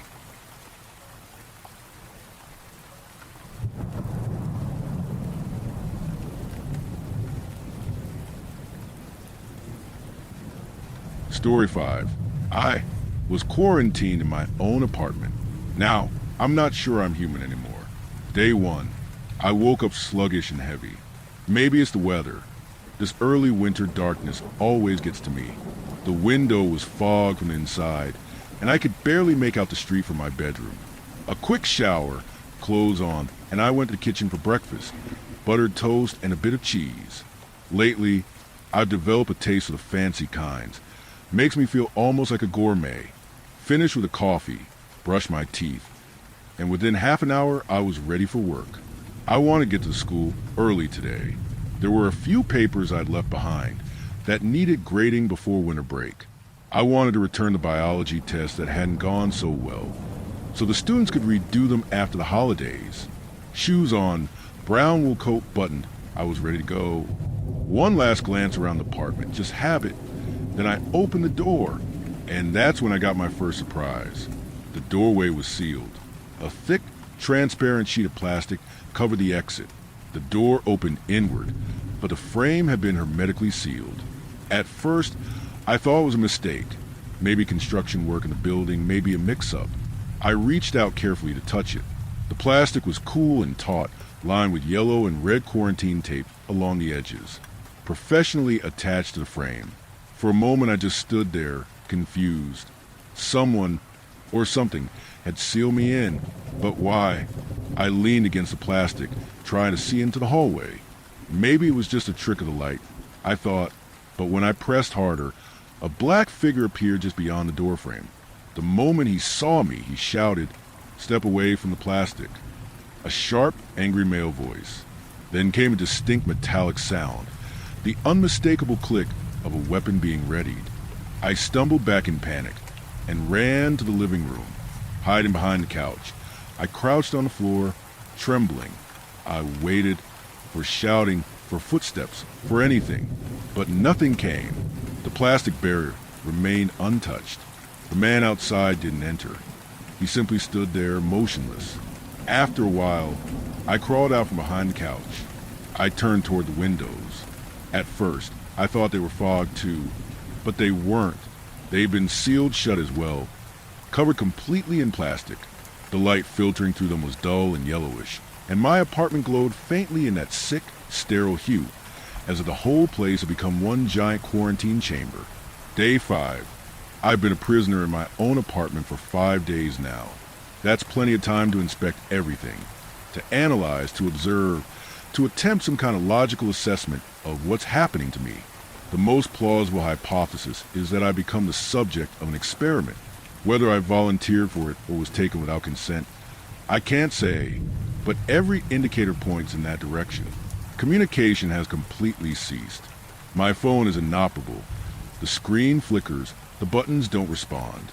It behaves as if under constant electromagnetic interference, as though some kind of frequency jammer is active in the area. The television produces only static, no signal, no sound beyond the white noise. Water and electricity, however, still function. That detail is significant. It means someone is deliberately maintaining the utilities. They don't want me dead. They just want me here. The strangest part is the food. Every morning, fresh groceries appear in my refrigerator. I never hear the door open, never see movement, but the shelves are always stocked. I don't know how it gets there. Either there's a concealed access point to this apartment, or the delivery method is something entirely different. Perhaps an automated supply protocol within the parameters of a controlled study. The first few days, I was nervous, waiting for something to happen, waiting for an explanation, but nothing did. I kept the front door open for a while, hoping to catch a glimpse of anything in the hallway. I saw only the guard, always the same black uniform, the same posture, motionless. They rotate every 6 hours. No words, no gestures. The exchange is perfectly synchronized military and precision. Without any form of entertainment, I've turned to reading. Old, half-finished books, left on the shelf for years. There's a strange peace in it. Inside these walls, my focus sharpens, my thoughts align. In a way, the confinement itself feels orderly, almost pleasant. Perhaps this is how the mind behaves when it begins to adapt to captivity. Day 8. I no longer know what time it is. After 8 days of confinement, the days have started to blur together. My biological rhythm, something I once took for granted, has lost its external cues. I can't tell when it's morning or night anymore. I keep count. Every time darkness falls, I draw a line on the wall. During the day, I try to judge the passing of time by the yellowish light filtering through the plastic sheets that cover the windows, but I can't see the street at all. No movement, no sound. The outside world has gone completely silent. The books no longer entertain me. The words are still there, neatly arranged, but their meaning feels hollow. My days have turned into a monotonous cycle. I hate sitting on the couch, waiting for something, anything, to happen. I've tried talking to guard outside. I called out, asked questions, even begged him to answer me, but he didn't. Not a word, not a single gesture. So I sit for hours in the living room, watching the faint yellow light seep through the plastic and wash over the walls. The color is sickly, pale as if someone had filtered the life out of sunlight itself. Since yesterday, I've had a splitting headache. I don't know what's causing it. Maybe it's the lack of fresh air or a psychosomatic response to prolonged confinement. The pain fluctuates. A rhythmic pressure behind my temples, sometimes followed by dizziness. Water and power still work. Each morning the fridge is restocked, but even food has lost its appeal. The flavors are muted. Everything tastes the same. Day 10. For the past 2 days, I felt terrible. The headache hasn't gone away. In fact, it grows worse by the hour. It feels as though something inside my skull is expanding, as if my brain were under pressure, trying to burst free from the confines of the bone. If that weren't enough, new symptoms have appeared. Severe nausea, vomiting, complete loss of appetite. I can't keep food or fluids down. More than once I've lost control of my bodily functions. I try to take a shower, but even simple movements exhaust me. I'm probably running a fever. My entire body trembles. My muscles spasm involuntarily. My skin feels cold to the touch. Yet inside I burn with heat. When I looked in the mirror, my pupils were dilated, my eyes bloodshot, my face pale. Based on these observations, I suspect an acute infection, or perhaps a toxic reaction, possibly to something in the food supply. Yesterday, I crawled to the front door and begged the black-clad guard outside to help me. He didn't respond, not a word. In desperation, I tried to provoke him. I even vomited on the floor near the door, hoping that would get a reaction. I assumed they wouldn't allow their experimental subject to die. But nothing happened, only silence. That's where I lost consciousness, right there by the door. When I woke up, I was in my bed. The apartment was spotless. The air was fresh, the bedding changed, the floor scrubbed clean. No trace of anything that had happened remained.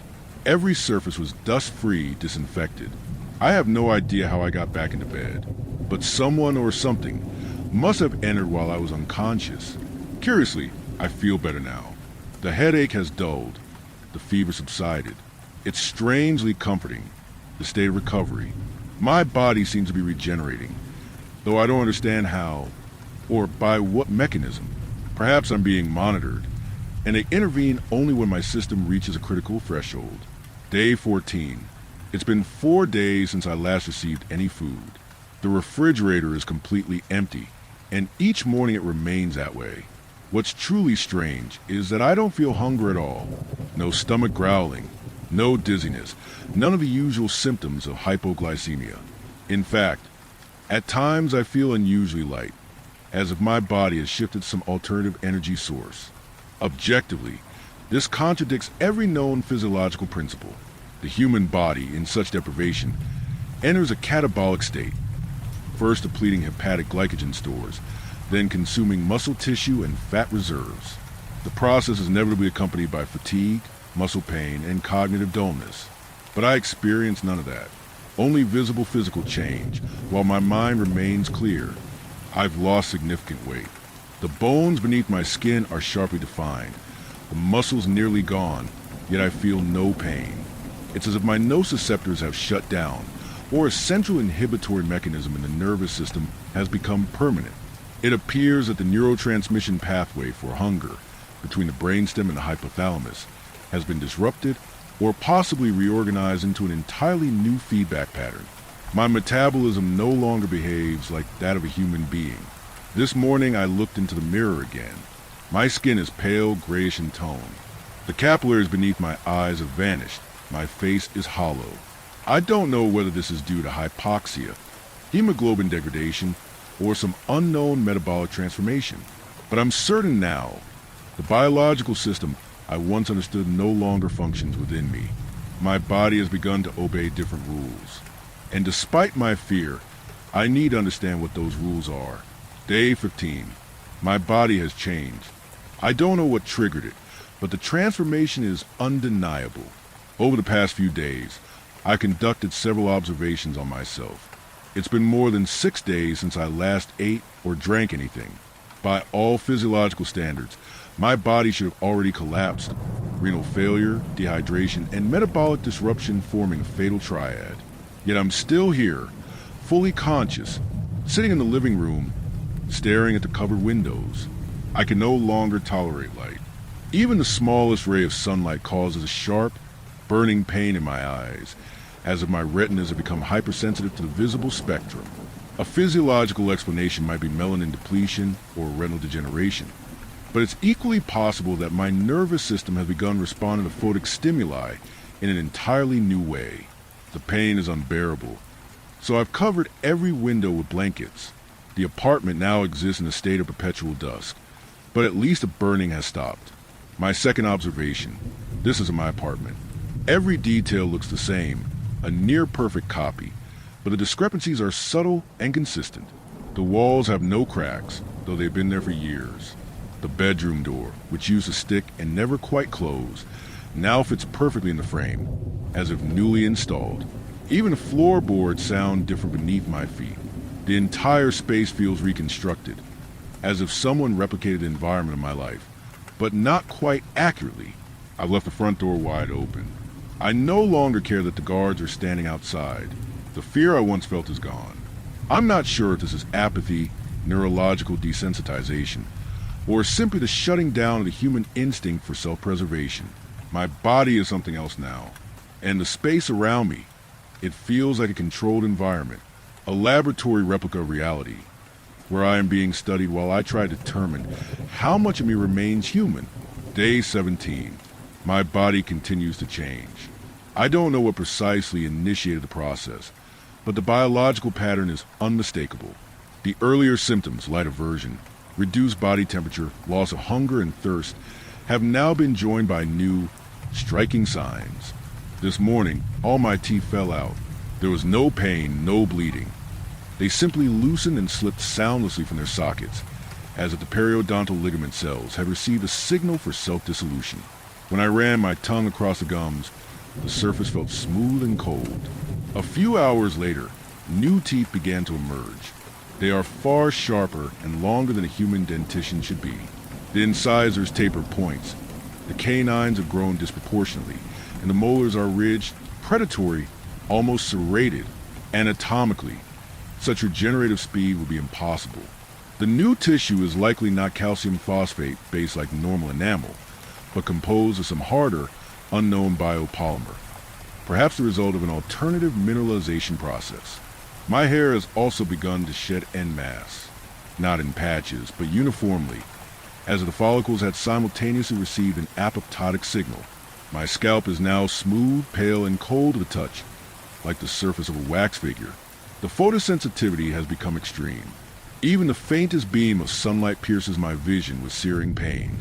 My skin itches violently, as I undergo a photon-induced allergic reaction. My pupils remain fully dilated, and my retinas seem to have adapted entirely to darkness.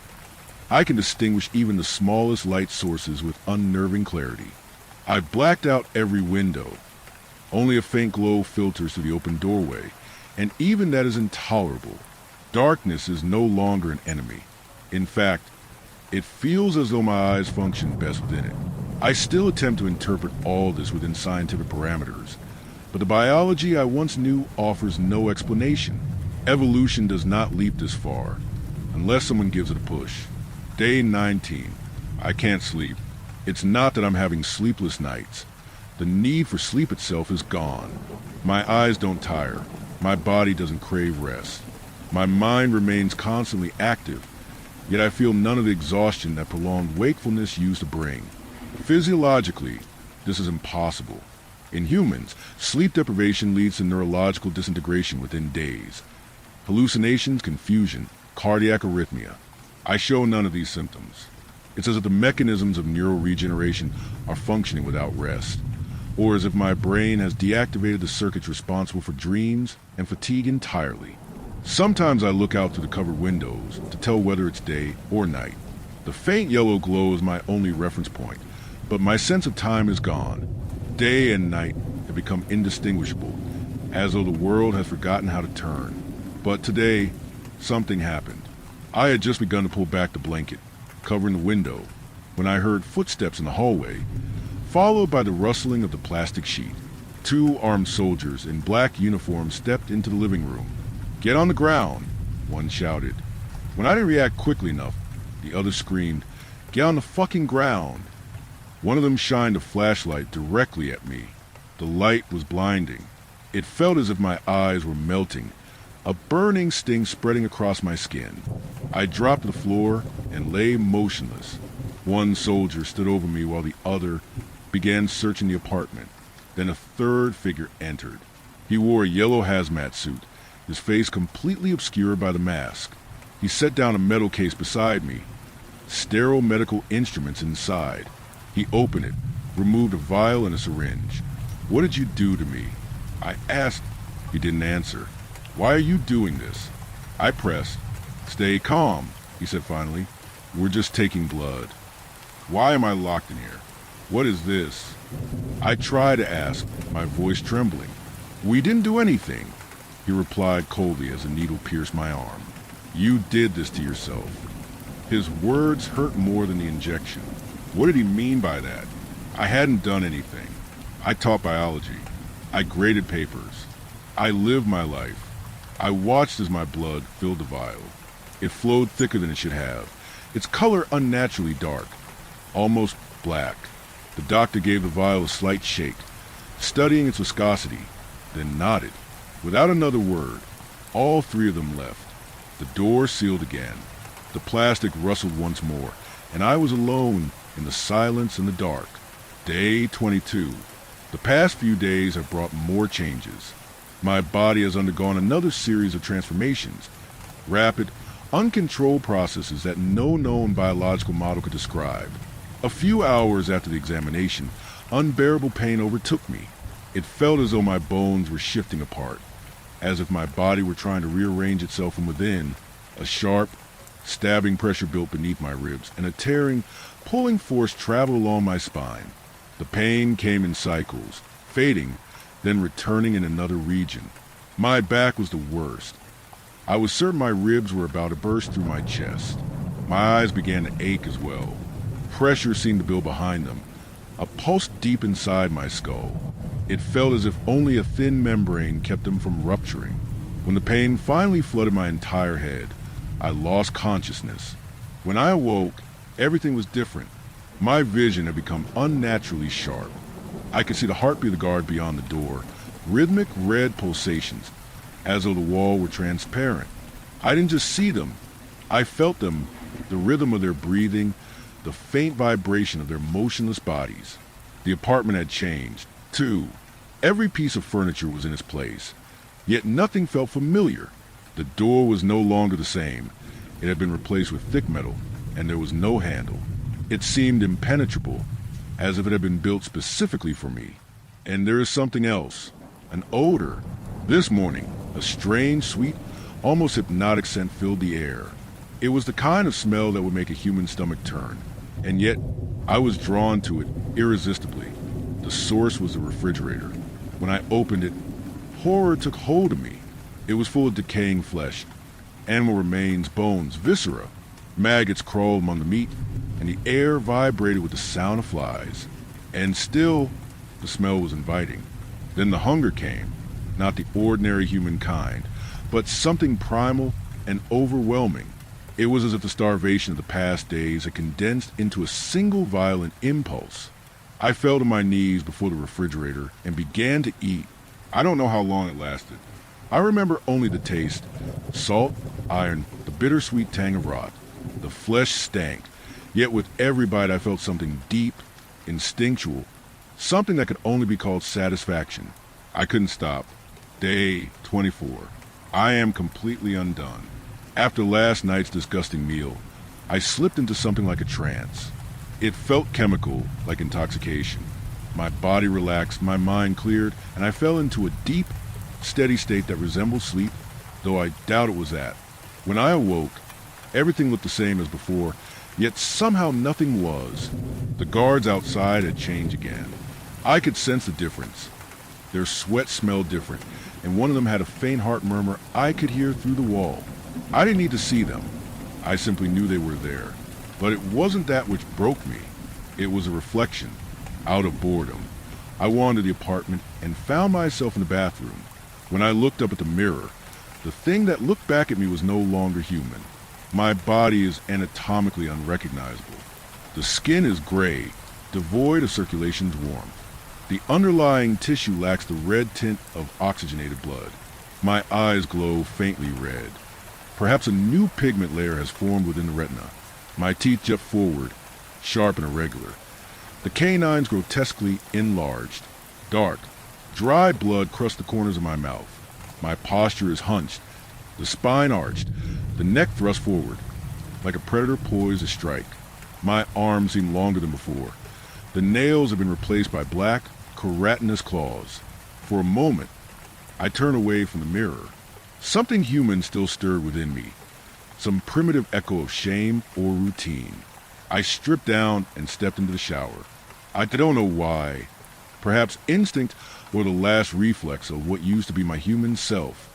The water was cold, but my skin didn't react. No goosebumps, no shivering, only the steady sound of water running down a misshapen body. Of all my clothes, only the pants fit now. The shirt would not go over my shoulders, and the shoes no longer made sense. My feet have lengthened, the nails curved and claw-like. I looked back at my reflection, and this time I didn't feel disgust. I felt anger. Not human anger, but something raw, ancient, an instinct without a target, only direction. Deep within me, below thought and language, something old has awakened. It isn't emotion. It isn't reason. It's a simple, undeniable fact. I exist, and something unimaginably ancient within me is hungry. Day X. I no longer know how many days I've been locked in here. The concept of time has lost all meaning. My biological clock, the system that once regulated my sleep-wake rhythm, has completely collapsed. I don't know if it's day or night. In fact, I'm not even sure where I am anymore. I've begun to suspect that the apartment I live in isn't really mine. It's too perfect a copy. Everything is where it should be, yet the details betray the illusion. This is only a reproduction. There are no cracks in the walls. The paint is fresh, the scratches and stains are gone, as if reality itself were a laboratory model, rebuilt around me over and over again. What worries me most, however, is my consciousness. I'm not always awake. Sometimes everything blurs, as if I'm slipping into a dream, but these aren't dreams. When I return, the room is different, and my body feels as though it has fought something unseen. The last time I regained full awareness, the apartment was in ruins, but not in the way that someone might overturn furniture in rage. The walls had collapsed, the plaster had fallen away, the bricks were cracked, and beneath them I saw a layer of thick, reinforced metal, as though the apartment were in truth a containment cell, an artificial shell built to hold me. There were claw marks on the metal, long, deep gouges that matched the shape of my hands perfectly. I don't need to speculate. I did it, but I don't remember doing it. I don't remember anything. My consciousness skips like a broken machine, and every time I come back, there's a little less of me. My thoughts are disjointed. Sentences fragment. Sometimes when I write down a word, I don't recognize it right away. It's as if I'm learning a new language, one my body already speaks, but my mind can no longer understand. I don't know how much time I have left before I come apart completely. But I need to finish this. I need to write it all down before the other one takes over. Final page. I'm somewhere else now. A massive sealed metal chamber. I can't say I'm surprised. After what happened, this feels inevitable. At some point, the refrigerator filled again with dead, rotting meat, and I ate. My body demanded it. The smell intoxicated me. I couldn't resist. Then I heard the noise. The metal door opened, and I sensed 7 distinct heartbeats, all beating in rhythm, all moving closer. The soldiers, black uniforms, helmets, blinding lights. Their beams flooded the apartment. My eyes burned instantly, my skin sizzled under the rays, so I stayed hidden in the kitchen's darkness. I waited for them there, in the shadows. An 8th figure entered, the man in the yellow hazmat suit. He carried the same metal case as before. Target located. One of the soldiers said, holding a small beeping device. In the kitchen, the others nodded. Then their lights found me, blinding. The pain flared. My body trembled, as if tearing itself apart. And then it happened.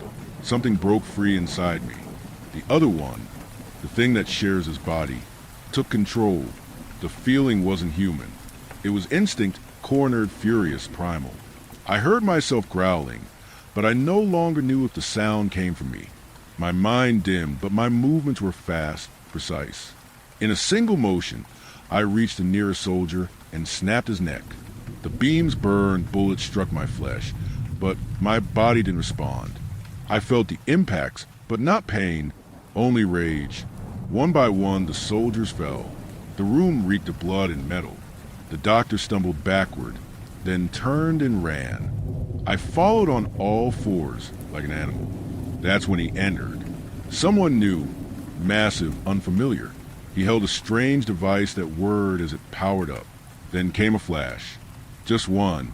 The next moment, I was across the room, some kind of weapon. No doubt, the hole in my chest was the size of a fist.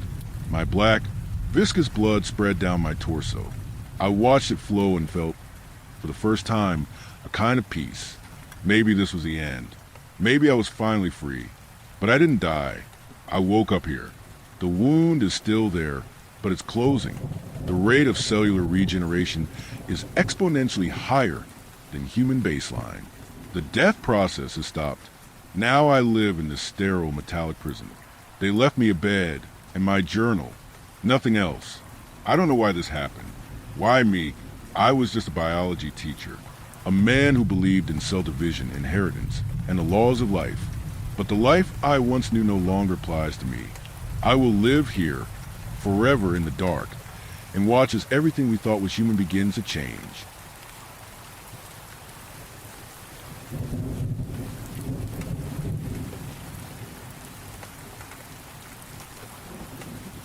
Story 6. When I was 7 years old, my neighbor would sneak in through my closet. I don't remember when it started. I was too young. Johnny, one of my neighbors, used to sneak in through the crawl space at the back of my closet to play. Even now, I can still picture him so clearly in my head, his sharp blue eyes embedded in sunken sockets, his filthy, unwashed hands, fingernails overgrown and caked in dirt, his crooked smile with 3 front teeth missing.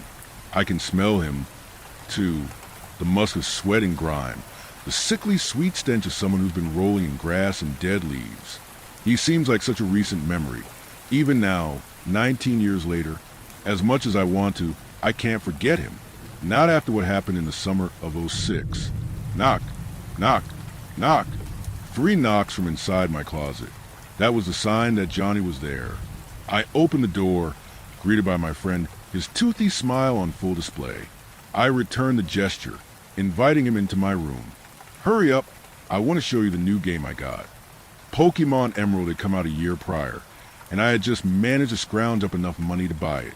I took Johnny by the wrist, his lanky frame bending awkwardly to accommodate. He didn't protest. He listened intently as I explained the game mechanics, his eyes glued to the screen. That's one of the things I liked about Johnny. He was an adult, but he didn't treat me like all the other grown-ups did. He listened to what I had to say. He made me feel seen. Maybe that's why I didn't tell anyone sooner. After around 30 minutes, Johnny told me that he had something of his own that he wanted me to see. I perked up, temporarily distracted from my game. I found it at the park today, he said, extending a cheap camera for me to hold. I didn't want to put him down. I had a way nicer one than that.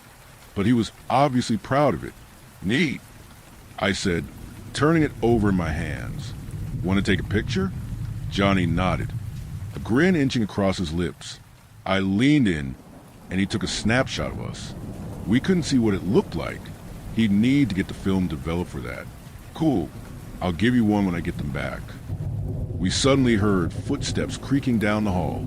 Johnny's eyes grew wide. We knew what that meant. He scrambled to my closet, shutting himself inside before my mother reached my room to tell me that dinner was ready. I didn't see Johnny very much after that. That wasn't too unusual, though. Sometimes he would go a week or so without coming to see me. I think about 10 days had passed before I heard the signal from my closet again. Knock, knock, knock. I eagerly leapt up and threw open the door. Johnny's familiar grin was there to greet me. He accompanied me to the rug where we usually sat, stationed in front of the tube TV. Come on, Johnny. You said you'd play Jenga with me last time. I got the blocks up already, I said, tugging him to where the tower sat undisturbed from when I built it days prior. Ah, yeah, I remember. But first, I got something for you, he said, pulling a photograph from his pocket. I'd forgotten all about it. Here, this is for you. He handed it to me, and I glanced down at our smiling faces. My eyes traveled from the photo to the corkboard on my wall. Johnny understood the implication. Joey, you gotta keep this picture somewhere safe, okay? Somewhere your mom can't find it. We'll both get in big trouble if she sees. I nodded. We'd been over this plenty of times before. Mom couldn't know about Johnny. Not ever. If she found out, he wouldn't be able to come over anymore. Atta boy, he said, ruffling my hair. Now, let's get to this Jenga game. Johnny started coming by more frequently after that. He began showing up almost nightly, to the point where it was becoming routine. He would knock, I'd let him in, and we'd play with action figures or board games or draw pictures until Mom would come down the hall and scare him off. I didn't have many friends in school, so I really enjoyed our arrangement. That is, until one night when Johnny came back different. A day went by without him popping in. Then 2, then 3. After I hadn't heard from him in 2 weeks, I was starting to worry. What if something bad happened? As much as his absence shook me, I knew there wasn't a thing I could do about it. I was just a kid, but to my relief, eventually he did come back. Now I wish he never did. I was sitting on my bed, reading a comic book, when I heard it. 3 knocks from inside my closet. These didn't sound like Johnny's regular knocks, though. They were quicker, more frantic. I didn't register the difference at first. I was just happy that Johnny had finally returned. I leapt off my bed and raced over the door, throwing it open with a huge grin on my face. I expected to find Johnny standing there, bearing that same toothy smile that he always did. But when I opened that door, I was met with a different sight. Johnny stood before me, but he wasn't smiling. He looked even dirtier than he normally did. The coat he wore pockmarked with holes in his hands, caked in a layer of grime. He had scabs on his face, as if he'd been relentlessly picking at the flesh. His eyes darted around the room, shifting from one object to another. My heart dropped. I could tell that something was wrong. Johnny, are you okay? I asked, a sudden feeling of unease coursing through me. Johnny's eyes snapped to me. His scare was marred by spiderwebbing red veins. He grabbed my wrist and tried to usher me toward the closet. Joey, there's something I have to show you. Come with me. He pulled me hard, his dirty fingernails digging into my flesh. Little red droplets appeared, tumbling onto the floor. By that point, I was scared. This man was not the gentle, caring friend I knew. I screamed, both out of fear and pain. I could hear Mom's footsteps crashing down the hall in response.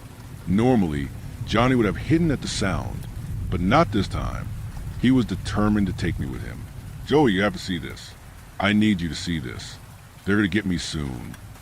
Tears involuntarily welled in my eyes. I didn't know what Johnny had to show me, and I didn't want to know. Fortunately, I would never have to see what it was. Mom burst into my room in full Mama Bear mode. It took her a moment to register what was happening, but the second she did, she rushed over to us and began hitting Johnny as hard as she could. He eventually let go of me and fell to the floor.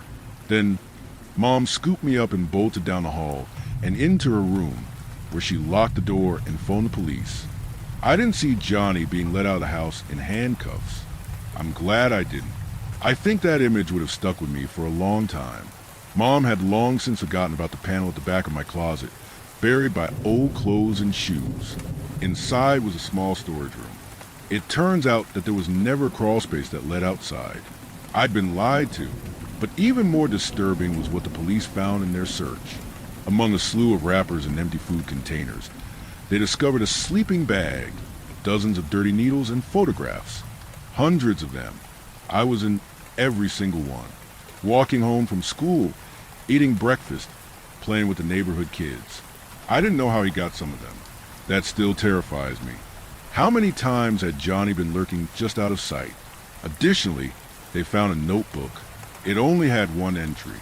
The photograph that I'd taken with Johnny was taped inside with the words Johnny and Joey, best friends forever, written beneath. I don't know how many years he received. We moved shortly after he was apprehended, and Mom didn't ever bring it up again. I don't blame her. I tried my best to forget, but even after all this time, I can't get out of my head. Sometimes, I glance down at the tiny scar on my wrist, and I wonder what would have happened if I'd followed Johnny into that room.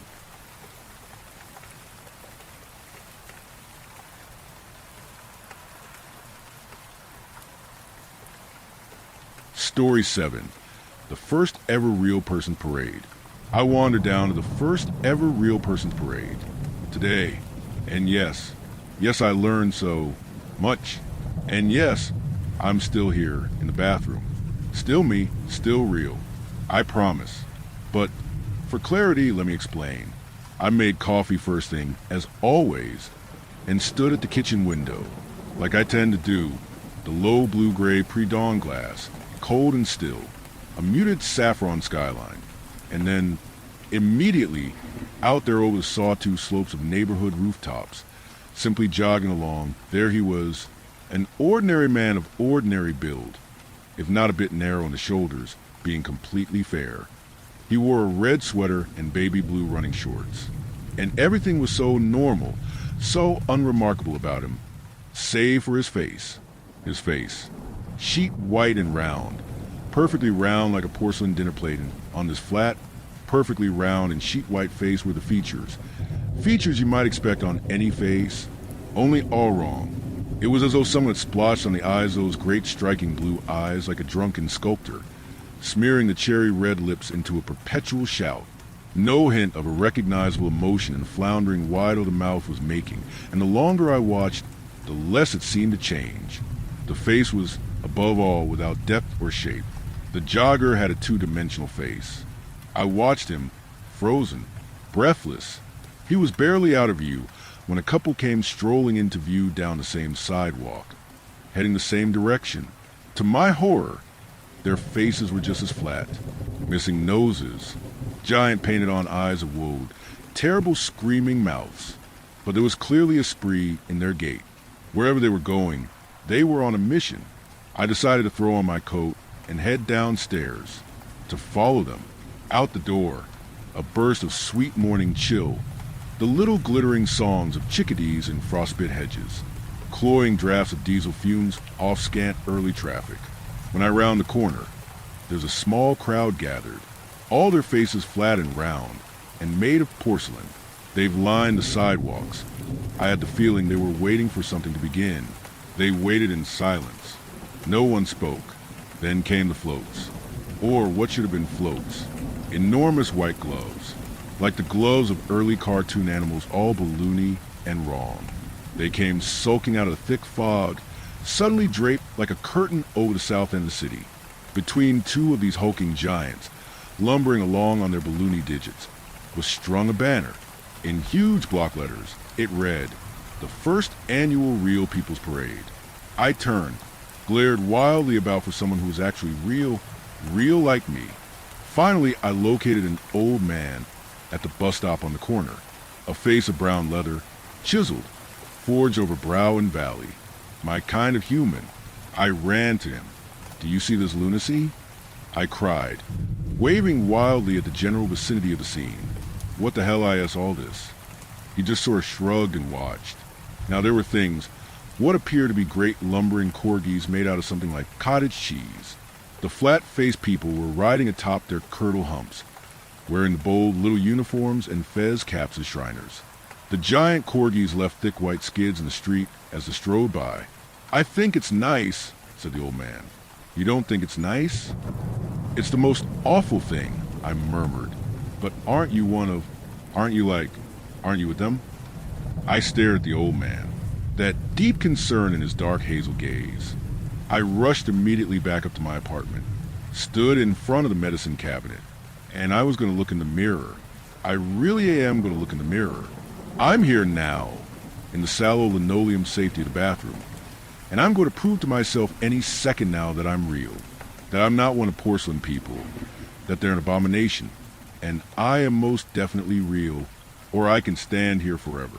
Because there must be a space, a safe and silvered lining between that which we call real and fake, an interstitial state, homeostatic stillness. If I never see, it won't ever be. I'll just stand, not waiting, just unreal.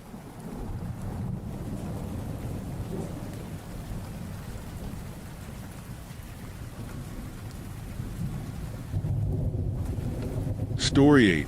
I've worked at this morgue for years. Nothing prepared me for what came through this week. I've worked in morgue in a restricted facility for 4 years now. I can't tell you where. It's classified, and honestly, I wish I didn't know either. We don't get normal cases. Sometimes the bodies come sealed in double layers, tags replaced with alphanumeric strings instead of names. We're trained to not ask. Earlier this week, we received a body that, as I'd have to say, broke every rule of what I thought was possible. It was something hard for me to fathom, but the senior pathologist, I'll call him M, didn't know how to process it either. The body, male, late 20s, no visible injuries and no signs of decay. No rigor mortis either, which was strange. Skin was cold to the touch, but soft, rather too soft. Vitals? None.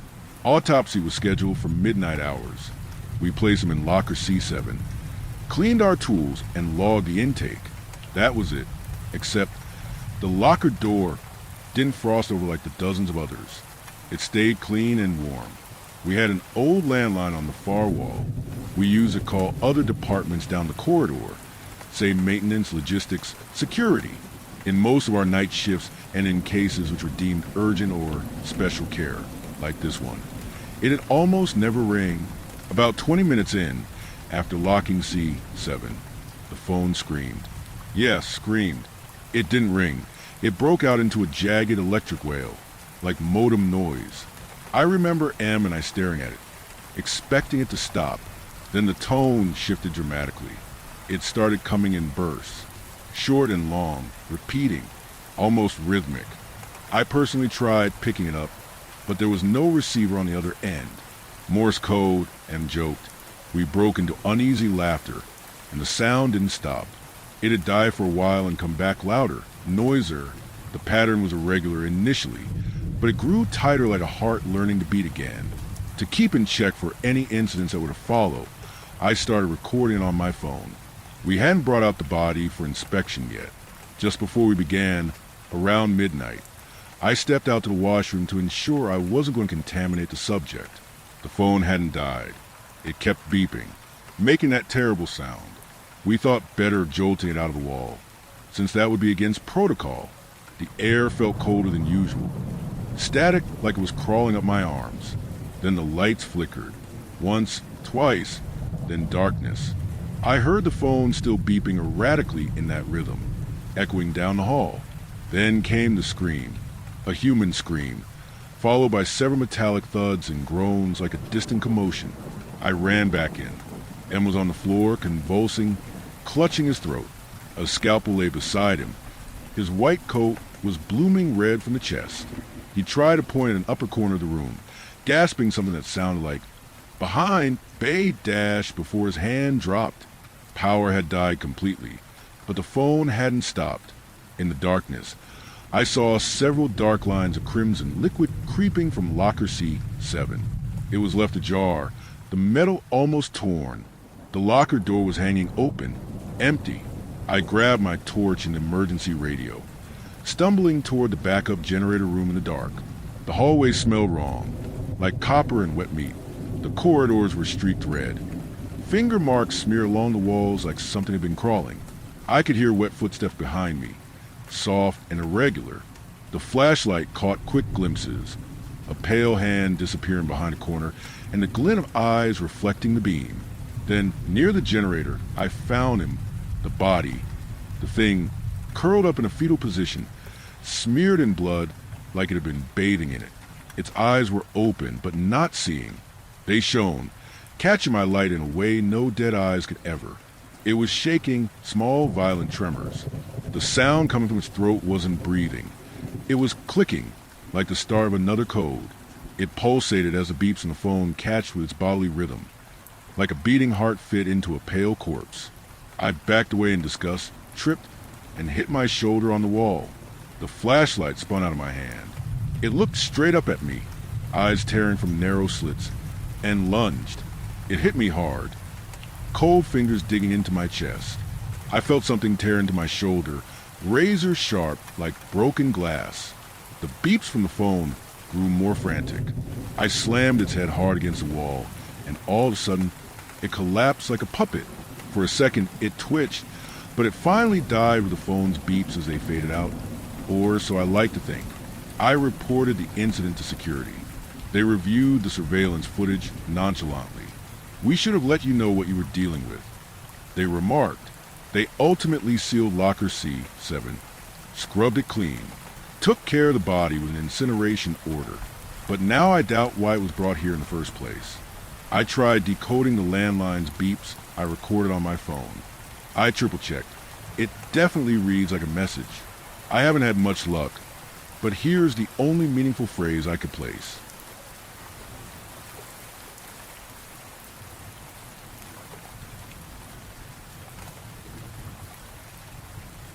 Story 9. I think I slipped out of the world. My name is Brian. I'm 29 years old, and I'm a ghost. Or at least, that's what I've started calling myself. It's the only thing that makes sense anymore. I'll try to explain what happened, as best as I can, with what little I understand. The other day, I was heading to my buddy Kyle's place. It was a Sunday with nothing better to do. We both live downtown, and his apartment is about a 15-minute walk from mine. To dodge the weekend crowds, I cut through the alleyways, same as always. It felt like any other day, except something strange happened. In alleyway number 3, a sudden shock tore through me, like an invisible force pushing and pulling at the same time. It lasted a second, just long enough to send me face first to the ground. I stood, shook it off, then froze. I wanted to move my feet, but I could not. I caught my breath and stepped back to the same spot. Nothing. I ran to the alley entrance and retraced my steps. Still nothing. I waved my arms, kicked at the air, tried anything. Nothing at all. I started walking again toward Kyle's place when it hit me again.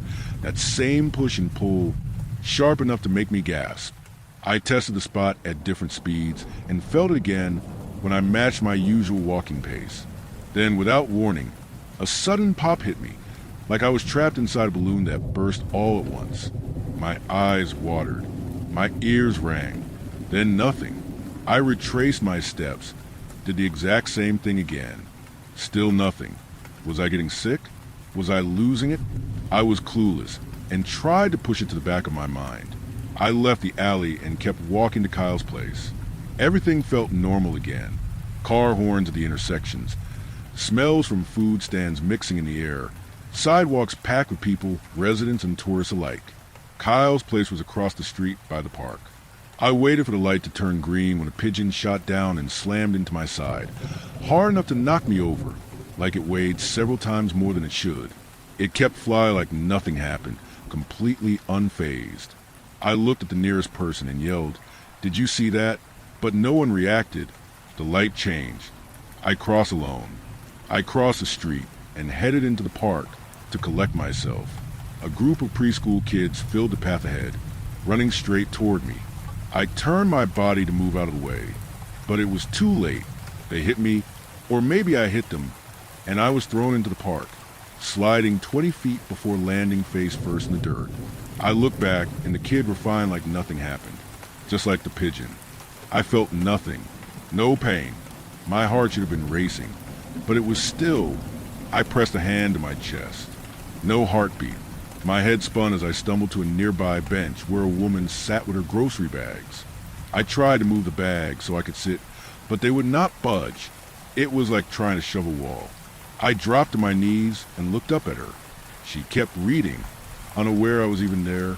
My confusion turned into anger. I swung at the woman, but my hand passed through her head and stuck there. I tried to pull back, and only my arm came free. My hand stayed inside her skull, floating just beneath her skin as she kept reading with a faint smile. I stared in disbelief. This had to be some kind of nightmare. I thought I could still move the hand trapped inside her head, but not enough to pull it free.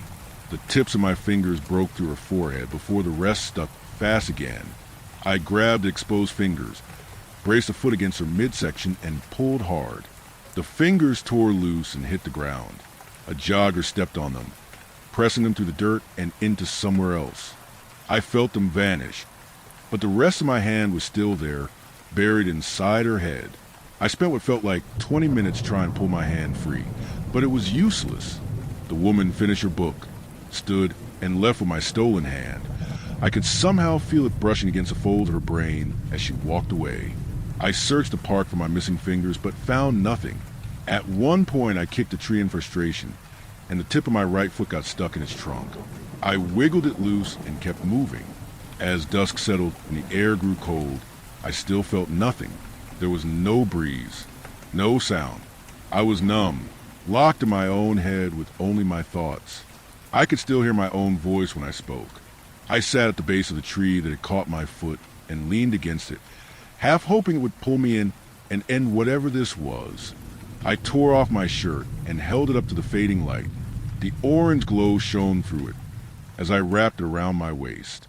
Then I stopped. I was holding the shirt like normal, touching it, feeling the fabric. I unwrapped it and ran my thumbs over the cloth again, testing it.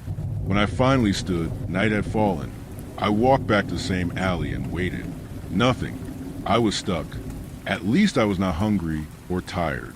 I took out my phone. I had left home with it at 2% battery, planning to charge at Kyle's place. Hours later, it was still at 2%. That made no sense. I tried to text Kyle. Nothing. I tried anyone else. Nothing. The map app would not load. When I opened the browser, it showed the last site I used, Reddit, but it looked frozen, like I was stuck in offline mode. No updates. No scrolling. Just stillness. I was still logged in. The only tab open was r/Nosleep. I could start new threads, but I had no way to know if they were going anywhere. So I started writing this, hoping someone might see it. Maybe others are out there like me, trapped in their own strange corners. Maybe no one will believe me. If someone reads it at all, that is enough. After a while, I made it to Kyle's apartment. The sliding doors were locked, and no one was around. It was late, so I sat in the corner by the entrance and waited for morning. I kept thinking about my shirt and phone. If I could still touch them. Maybe anything I had with me had crossed over too.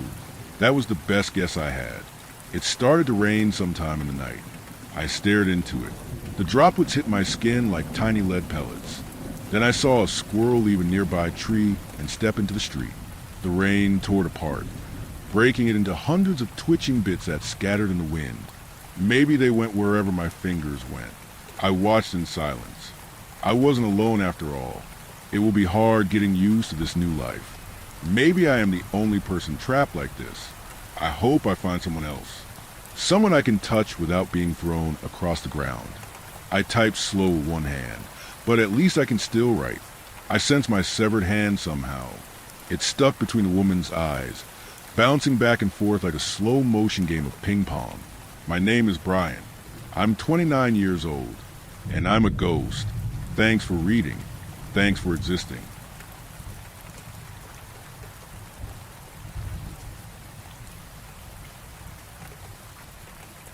Story 10, Metro 2, The Stalin's Train. People say Moscow rests on stone and concrete, but that is not true. Beneath all that, there is another world, one that wasn't meant for us. I've worked in the Moscow metro for over a decade, fixing power lines, walking tunnels most people do not even know exist. Nothing ever scared me down there, until one night near Sportovnaya station. There's an old service corridor I passed hundreds of times. That night, a faint light was coming from it. I walked closer and saw a door that should have been sealed since the Soviet days.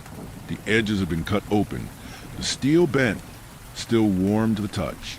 Inside, the air was thick with the smell of oil, rust, and something else. Something rotten. The tunnel beyond was wide, like a second metro line, but older. The walls were covered in faded Soviet slogans, words eaten by time. My flashlight picked up scratches, initials, numbers, and one date. Today's date. Then I heard it. A rumble. Distant. Deep. Rolling to the dark like thunder. A train. That made no sense. There are no active lines here. No power. Nothing.